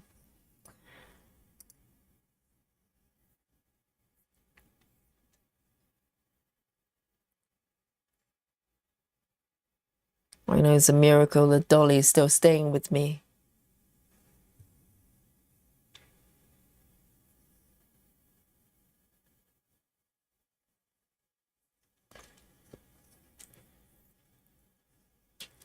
Heather says, yes, the operation completely cured me of epilepsy. It works if you have a specific area of the brain where the seizure starts. They take it out and no more seizures. Really? So it's caused by a certain part of the brain. And so it doesn't create any side effects. Like it doesn't create problems of any kind of coordinations or whatever it is. Wow. I didn't know you could do that.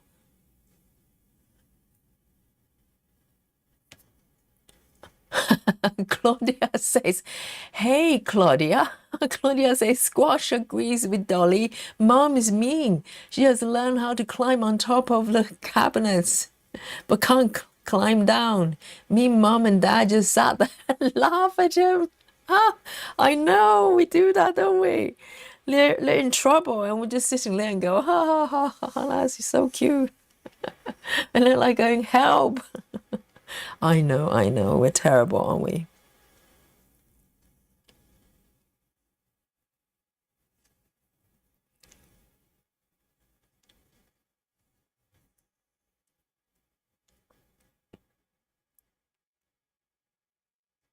Beg says, I just lost you for a minute. My kitty, Jason, just stood on the remote control and turned on the Netflix. But yes, Jason, please keep the channel on Yogi, okay? No Netflix when Yogi's here.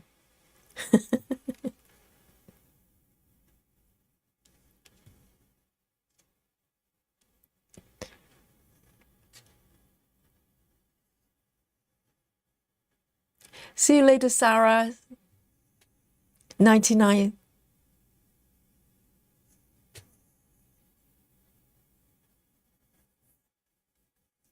Suzanne says, my friend in high school had surgery to help for epilepsy, but didn't help for her.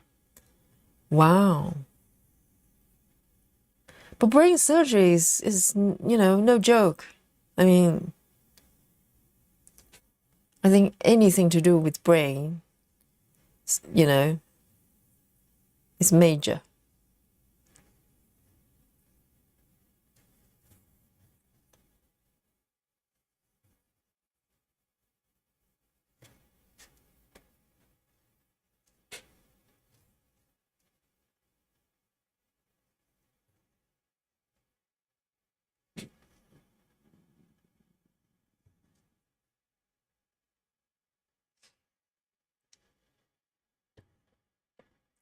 Heather says, I have a few limitations when my brain doesn't do things very well, such as recognizing faces or remembering visual images. The alternative was gradually frying my brain. So a good trade-off. Wow. Well, I have terrible, I'm terrible at sort of remembering people's faces as well. For me, it's very extreme. Either I see someone's face and I remember it instantly. And same with name as well. Sometimes I can link the name to the face instantly. And sometimes you can just keep repeating and reminding me. I just can't. Some faces I find very, very hard to remember. I don't know what that is. And I did not have brain surgery, okay? It's all natural. I'm gifted that way.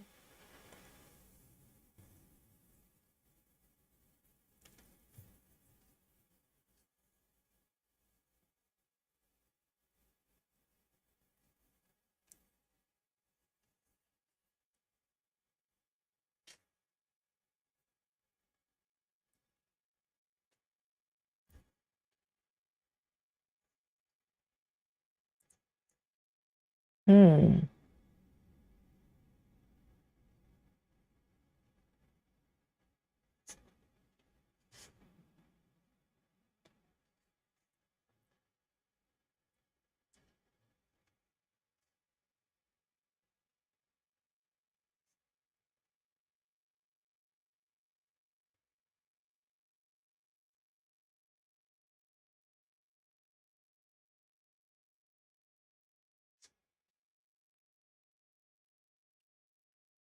Heather says a lot of people have very varying levels of face blindness. Oh, so there's a term.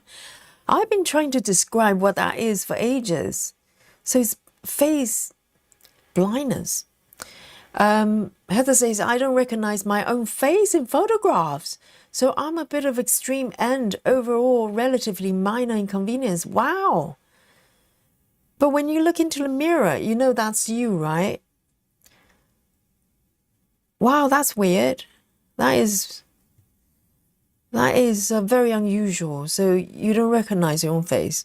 Well, luckily, I do recognize my own face. It's other people, but only certain people. Because as I said, some faces I remember instantly. And some names I pick up instantly. And there's nothing to do with whether the name's common or unusual. It's random. It's random. Some faces, I meet them once, I remember them forever. And some I struggle and struggle. And it's a problem, particularly me at teaching classes. There are some students probably have been coming to my classes for ages. I just cannot remember their names. And sometimes the faces, I get mixed up. Because I don't know, in my brain, I kind of categorize people in groupings. I'm quite visual. And so when I see a person, I try to kind of put them in a certain category so I can it's easier for my brain to organize, and some people I just can't. It just doesn't work for my brain for some reason. It's weird. And I feel really bad when I don't recognize people and they've actually have spoken to me, have, met me many times.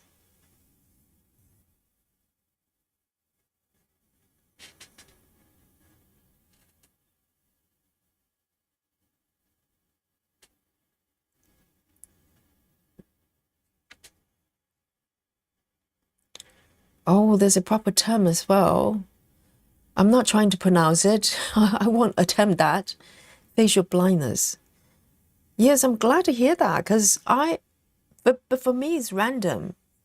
I don't know how it works with you, Heather, whether that's kind of, you just generally find it hard to remember people's faces.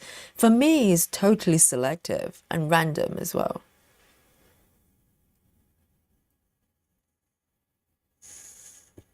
Claudia GeckoRouge says, I think the crown princess of Norway or Sweden has a face blindness. She's been really open about it, bring awareness to the issue. Does she really have it? Or she's trying to find excuses for, just not paying attention to people?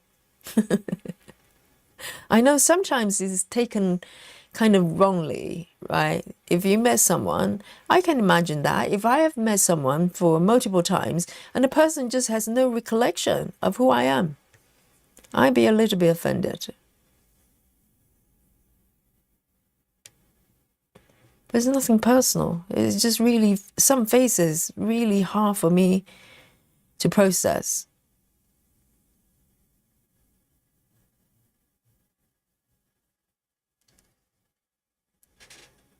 Heather says there's an area of the brain called a facial fusiform gyrus.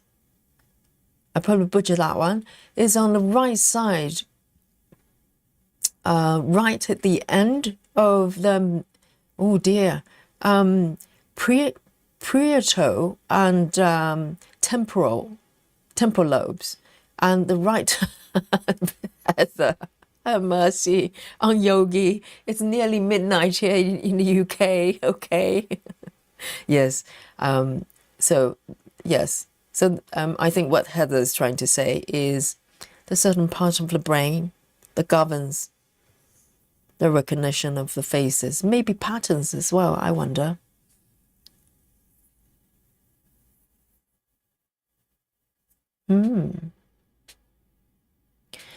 Heather says, Yogi, I know it's embarrassing. I have learned to play along with people until I figure out who they are. I know. And it's almost like I have sort of a similar experience with streets as well. Full transparency, I don't take drugs.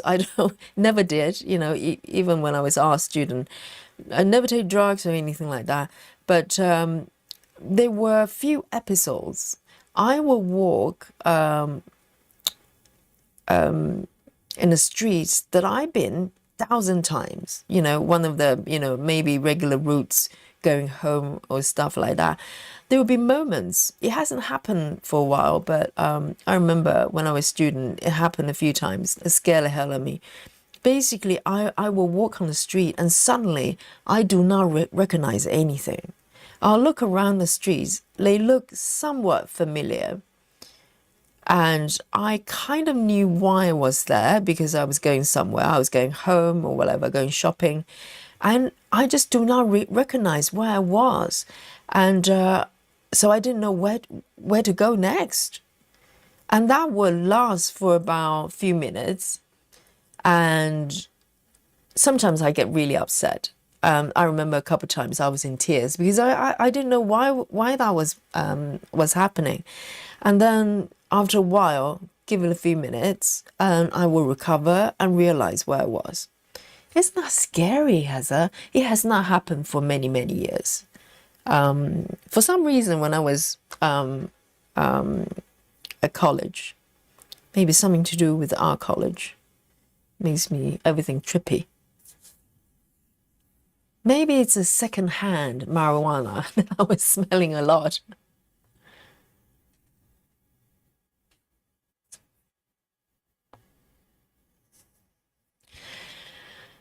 Yes, Heather, I know what you mean. Heather says, I treat everyone as though they were my best friends because they might be. Yes, sometimes I just call everybody darling. You know, hey, darling.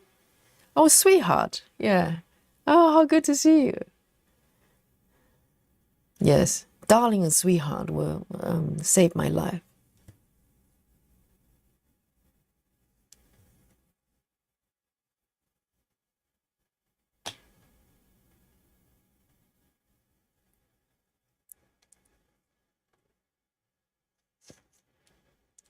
Candace says, I have that issue, same issue. I go out of my way to chat without ever saying their names. I know. Oh, if, I struggle with faces as well, but names are really, really bad. I think it's about linking the name to the person's face. That is very, very challenging for me.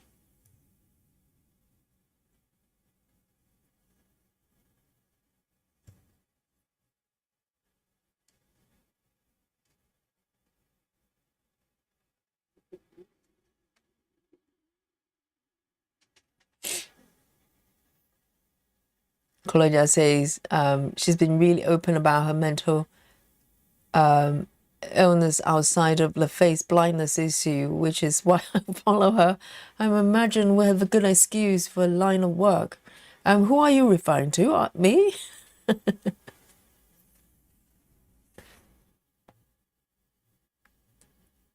Oh, Princess Victoria.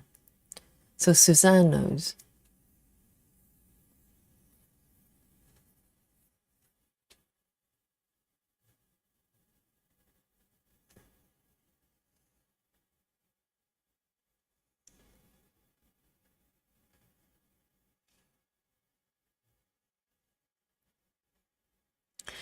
Grace Austin says, Yogi, this is interesting because you're so good at remembering people here on your stitching group, what they're dealing with. That's also a lot to keep straight with you to do quite well. Thank you so much, Grace Austin. So I think my brain is very good with stories. So if you tell me a story and that's relatable and, then my brain can totally absorb that. It's the data, the nitty gritty, the dates, the names, maybe locations. If the location is relevant to the stories, then I remember. So for me, it's more about context, because names and faces, there's no story to them necessarily unless there's something really unique about your face or your names. So I remember sort of a high level, holistic sense. If you tell me a sort of, a story, the chances I'll remember everything about it. Well, maybe not everything, the story itself. But if you ask me what date it happened or which day, I'll have no clue. So my brain is working like that. On the macro level, my brain works really well, but when it comes down to data, it stops working altogether.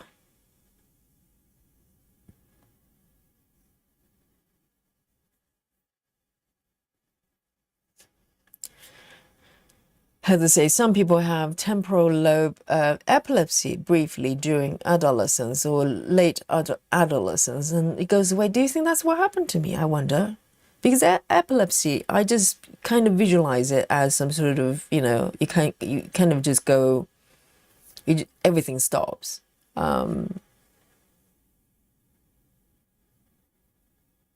Wow.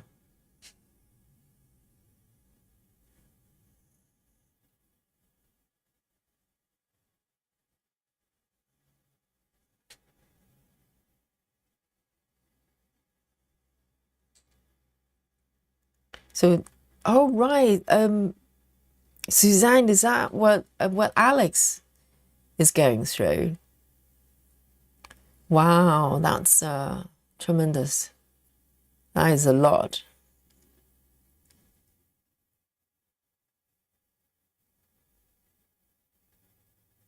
Yes, Heather, you're absolutely right.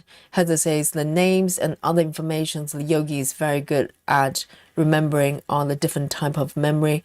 Verbal memory, which is more typically left temporal lobe, as opposed to right. So do you think the storytelling part of it, remembering the context, remembering the sequence of events, is the right part of the brain or the left? Because I think the data part of it is the left side of the brain, and that's what the problem is, I think. Because I remember feelings, I remember stories.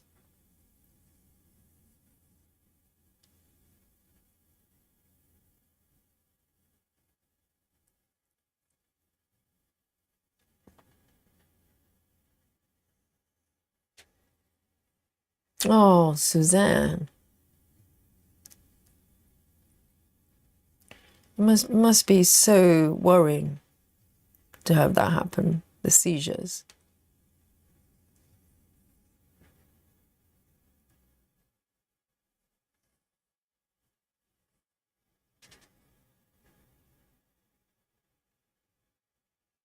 Heather says epilepsy is basically an electrical storm in the brain, and the brain is an electric system, just like power outages.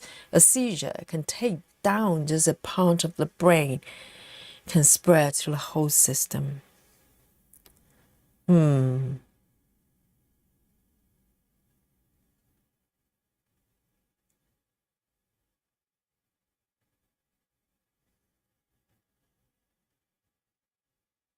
Oh, Catherine, Catherine says Yogi chart tracker is frozen.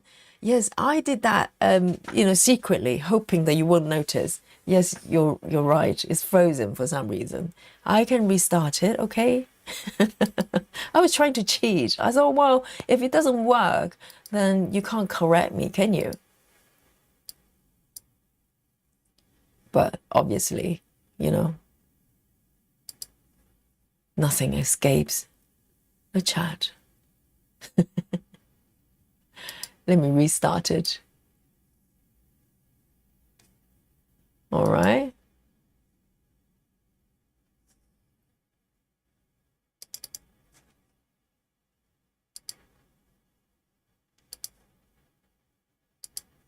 Ah, there you go. Back. Here you go. It's moving now. Mr. Potato is back. Thanks. Yes. Look at this.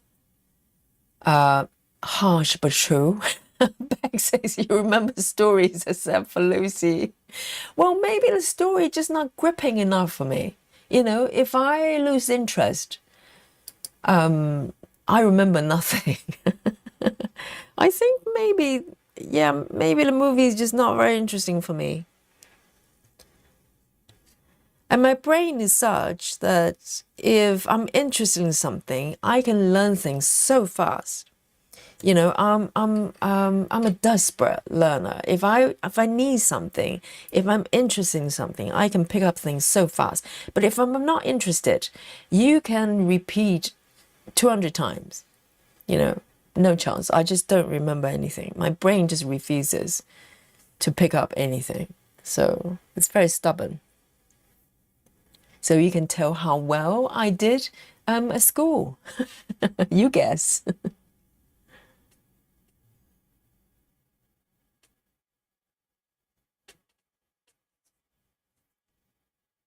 Suzanne says the good thing is Alex acted like nothing happened. He didn't realize anything was wrong. So do you think he's aware of the seizure happening, or maybe it's kind of a blackout for him? Oh, it's so scary. Busy Mom says my daughter was diagnosed with epilepsy at age 5. She's 20 now. She has no seizures activity. That's good. So maybe it was, you know, once you pass a certain age, sometimes it goes away. Thank God.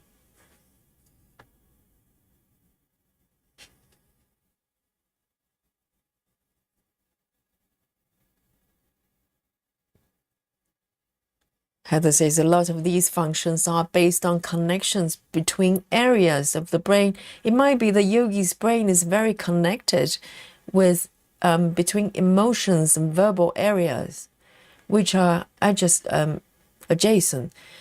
It must be because, you know, I remember when I was working as a designer, and so when we had meeting for revision, people come in with notebooks, etc. Because once you go through your design and markups, etc., there's things you need to note down. You know, things you need to change and modify and whatever. And I remember there was this guy who was a bit of a you know, not very nice, kind of middle management type of person. And he turned to me and go, Yogi, do you not want to take notes? Kind of, he just turned to me because, you know, I was just sitting there in a meeting. I was listening to feedback, etc. And he just turned to me and go, do you not want to take notes? And so that got me really mad, okay? And I turned to him and I said, you know, I don't need to. And I basically went through all the things we spoke, you know, we talked about from top to bottom, every single details of the things I need to pick up and change. From top to bottom, probably 20, 30 things. I just went through it. This is why I do not need to take notes, I told him. Done. I still had my job afterwards, so I did well. Because things like that, when it's relevant to something I'm working on, it makes sense, right? It's not just pure data. I can just look at my markup and I know instantly which part has been spoken about and what I need to do. And, you know, rather than having some, you know, middle management asshole telling me to take notes like a child. So, and things like that, I seriously do not need to take any notes. I just know. I just know.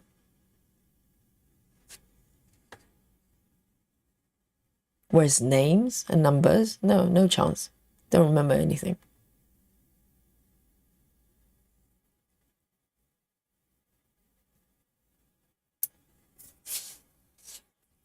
Wow. For those of you taking care of, you know, somebody who's got medical conditions, I mean, it's just amazing what you're doing. And you need to look after yourself as well. You know, like I said, do not put yourself last.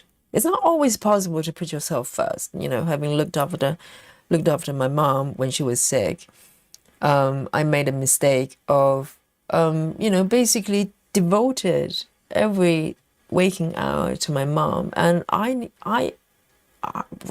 basically I destroyed myself pretty much. It took me a long time to recover afterwards.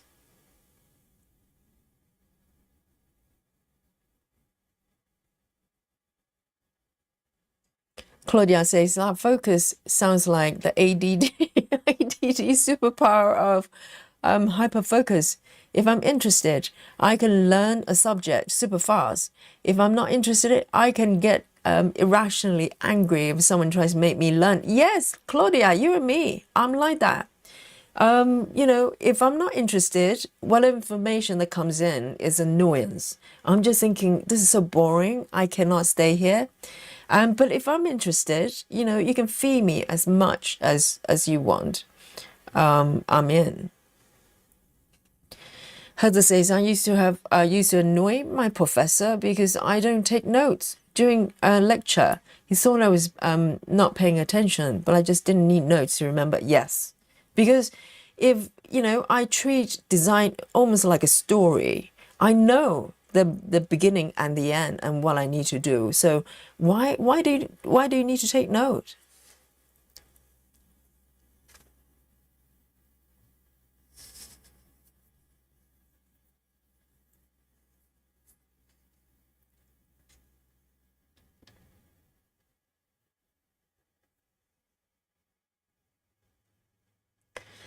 One, two, three.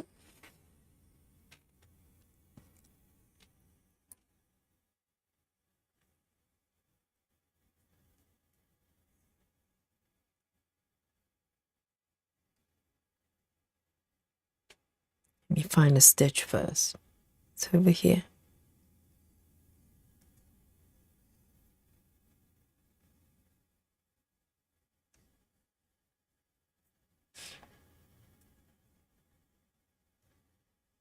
Claudia says, I have to take notes, otherwise my attention will wander so far away from the conversation, it will be a problem. But I never look at them again. I can relate to that. I used to knit, but that's not exactly corporate friendly. But the thing is, even if I take notes, there are occasions or things I need to take notes. The thing is, a lot of times when I go back and look at my notes, I don't know what I was writing. It happens so often. You know, I'll scribble a few things down, but later on when I read it, it makes no sense. I don't know what note that was.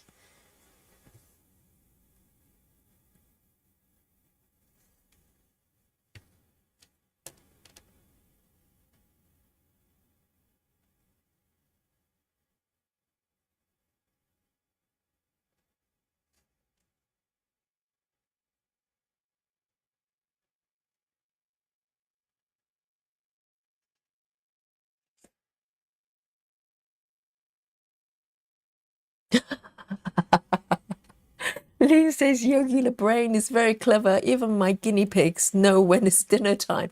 I don't think feeling hungry, you know, requires brain power. I think it's the tummy. The tummy is going, Mummy, I need food. Lee and her guinea pigs. Are they resting on your shoulders today?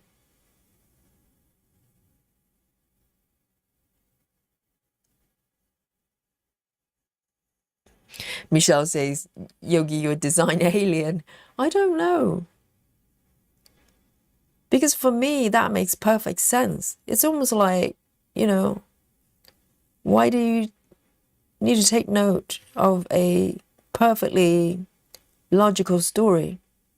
I mean, note is for something that you might forget. Why would I forget about what to do with my design?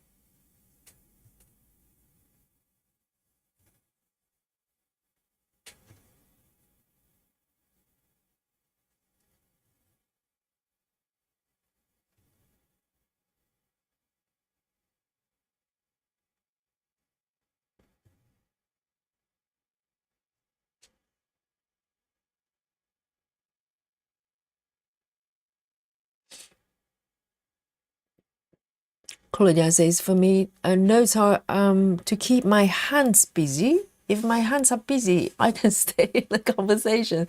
If it is not, might as well. Nadia. Yes, sometimes I find that if I do sort of, you know, write something down, it's not so much that I want to go back and read the note. Is the note writing itself strengthened? the memory a little bit, whatever it is. So I rarely go back and try to read my own note, because a lot of times I have no idea what I was writing. But it's that acting of note writing that kind of, deepen that memory.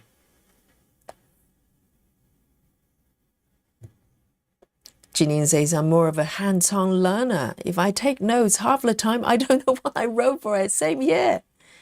Same here. Oh, my notes, you should have a look at it. It's just like, it's between sketches and really bad handwriting, something like that. So, and very often you probably see drawings happening there, the drawings of cats and bunnies and whatever it is. Because if I'm bored, I start drawing.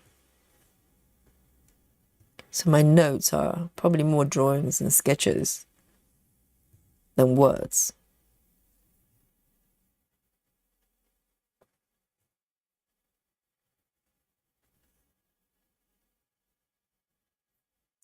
Hey, Captain Squirrel, hello, hello. Ellen says, I need notes. Even for my plans I made myself for stitching, I will forget them. Well, is it because you would forget them when you take notes, or maybe it's a sense of organization? I think some people enjoy that. They like to be organized, whereas I do not have a particular desire or needs. Sometimes it feels very orderly to have notes and everything is in order.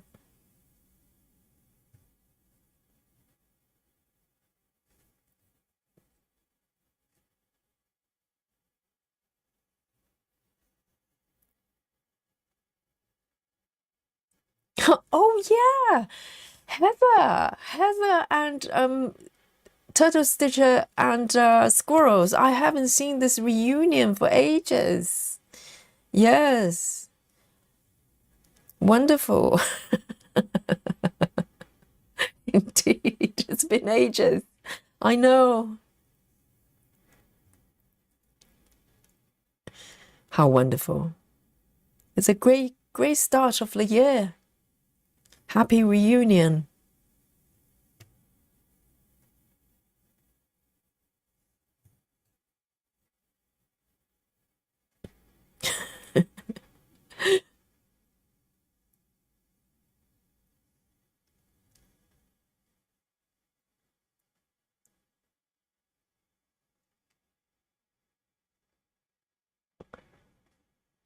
Oh, I'm so happy, Heather. You're much better now.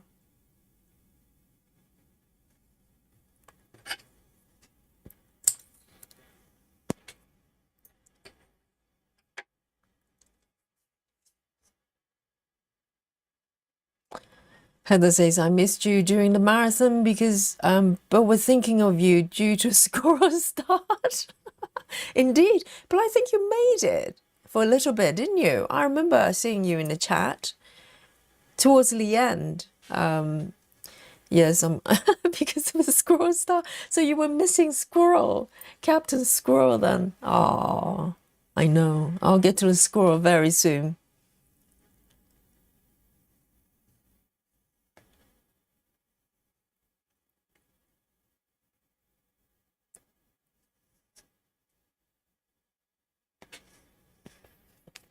This is looking good.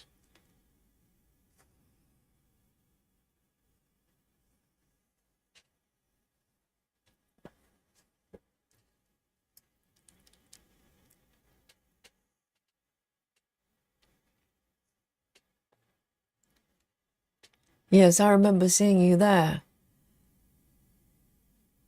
And it's really wonderful when there's a desire to stitch, isn't it? It just feels really good.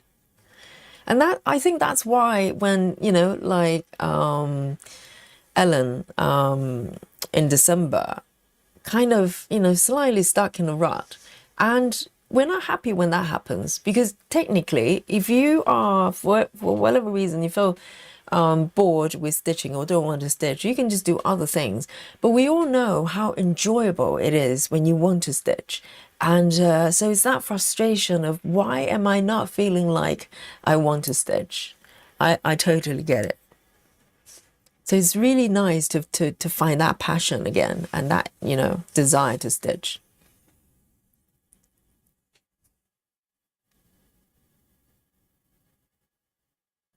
Oh, Janine, have you not recovered just yet? Sometimes it takes some time. If you had a really bad one, sometimes you just take a few days or a couple of weeks, really. Particularly if you start, if you coughed a little bit, the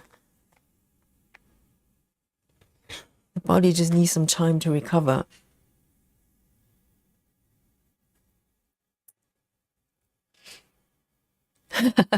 Yes, Captain Squirrel is there as well at the end. Yes, I'm not quite at the squirrel spot zone just yet, but hopefully very soon. Hopefully very soon. It's not that far away, not that far away. But then again, it's a super size, so who knows with my speed.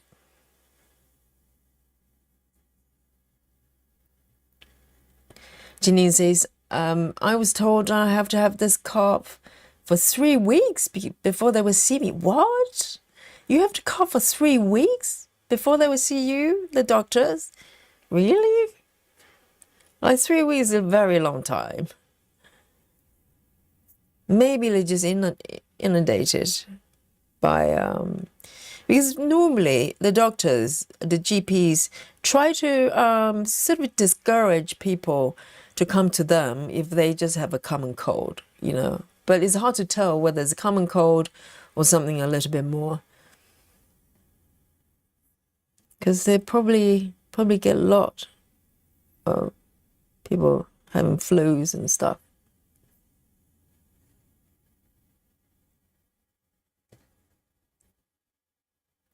Susan, that's a wild proposal there from Susan. Susan says, anyone else thinks squirrel and turtle actually live together in the forest?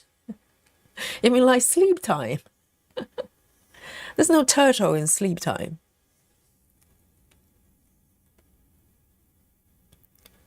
But there's a squirrel.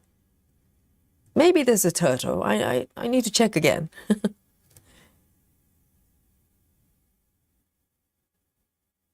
See you later, Gaylaine. Great to have you.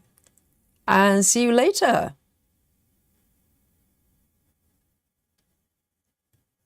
It's a conspiracy. I know. Susan is starting rumors because once people start to, think about that, they go, maybe there's something to it. Maybe they're actually an item. But I know Squirrel's got a partner, Mr. Lunchbox. I remember. See, didn't have to take notes.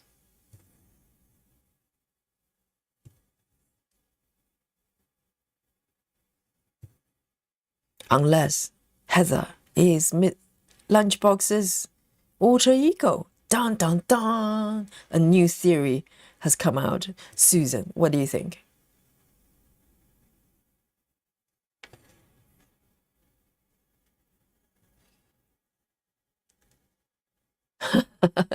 Heather says we do live together in the forest, in sleep time. And Squirrel's in the loft, and I have the basement. I think, yes, Heather probably needs some sort of pond, some sort of watery area. Grace Houston. Yes, Susan, I think they're cousins.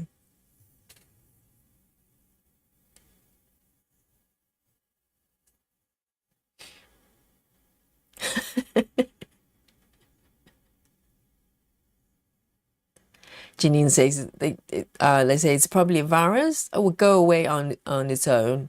Could die by then. Oh, yes. I know, because I've been told the doctors generally don't want to see patients with a cold because there's very little they can do by the time you have the code. They probably give you some, you know, I don't know, some sort of thingy, whatever they can give you, but not very effective. Ultimately, your body has to fight it, unless it's something else. But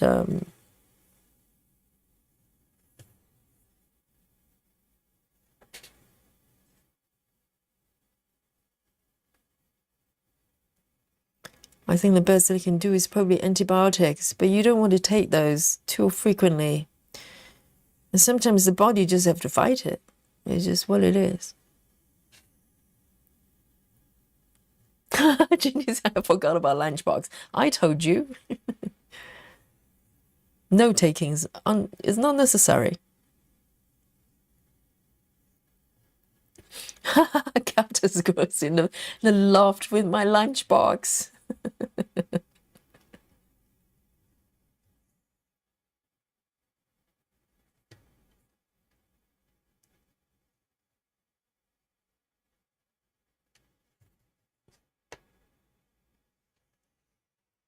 Right. Oh, 12:30. Where's time gone? As usual.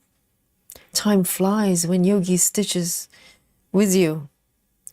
All right then, I'll just do a few more stitches, okay? Just for Heather, for Turtle and Squirrel. I'll dedicate these final few stitches to you both. And of course, Lunchbox as well. Yes, cannot forget about Lunchbox. Otherwise, we're going to have a, you know, a triangle going on there. Ménage à trois.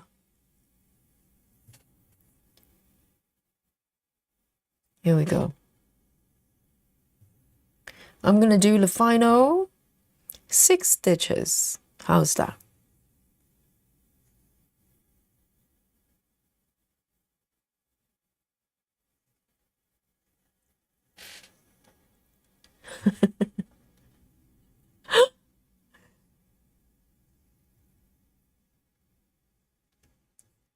I know the chat is full of stories. Every stitcher has a story to tell. I just know it.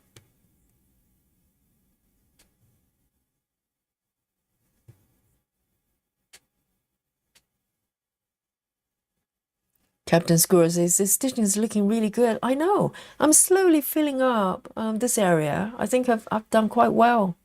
And it's not nearly as confetti as the other side. This area was a little bit brutal. But this side seems to be better. And I'm going to do 2 more stitches.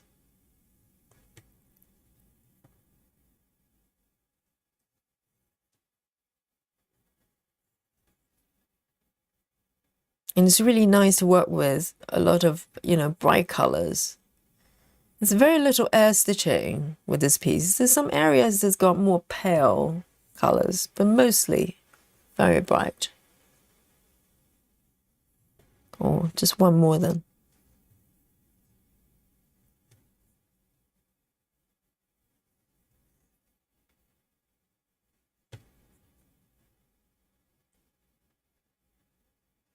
Here we go.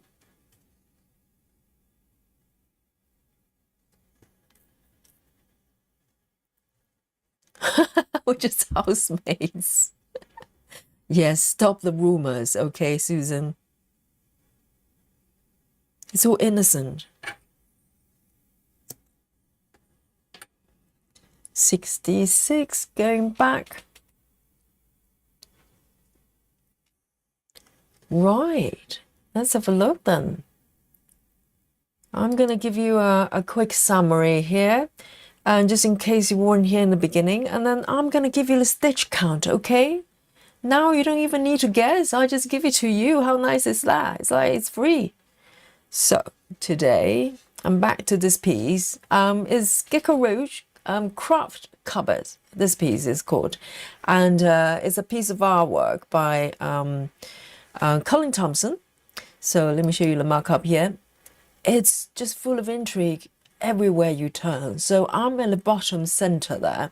You can barely see it on the mock-up because there's so much going on. And it's quite a large piece as well. And so I'll just keep going with this, you know, quite relaxed method. And, you know, a little bit at a time. And maybe at some point, I'll be able to get to the upper left corner where I started with the first start. So this is the second start for this piece, okay. And yes, the number of stitches. Well, shall we have a look then? You know, for those who have not visited us for a little bit, you know, that gives my stitches machine, and it's in the maintenance shop.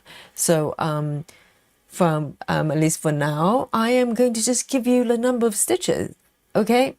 And let me show you my app here. Let's have a look. All right. So this is where I am at the bottom center here, tiny bit as I zoom out. Really shocking, isn't it? I've been working on the restart for about maybe 4 months. I don't know, 3-4 months. Not every day, okay, let's face it. But yes, this is where I am. And let me show you the number, okay? Here we go. Right. So the number of stitches Yogi has finished, completed today is 323. Not bad. I don't think it's bad at all. And look at my percentage on the upper left here. I'm very close to 1%. For such a large piece, that is very exciting. So hopefully in the next couple of sessions, I'll be able to go over 1%. How's that? So let's have a look. So the total number is 323. Round of applause for Yogi. Go on then. Bring me some happy New Year dolly, you know. Thank you, Janine. And you know, the dolly Happy New Year, the New Year dolly emoji is only for January. From February, we're gonna have a seasonal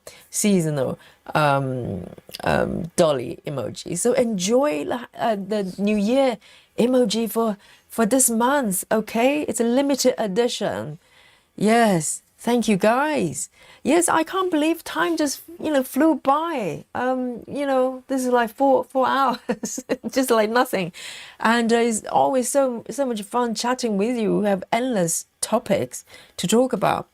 And I hope you enjoy today's session as well. And tomorrow, yes, Monday, from now on, Monday is a regular day. Okay, so Monday we come back roughly around the same time, around 8:30 UK time. Only Fridays we start a little bit later. Okay, so there you go. This is 38 minutes past midnight. Yogi signing out from the sleepy London town. I hope you enjoy the rest of the day. Good morning, good afternoon, and good night from Yogi here. Bye bye. See you tomorrow. Night night. Nighty night.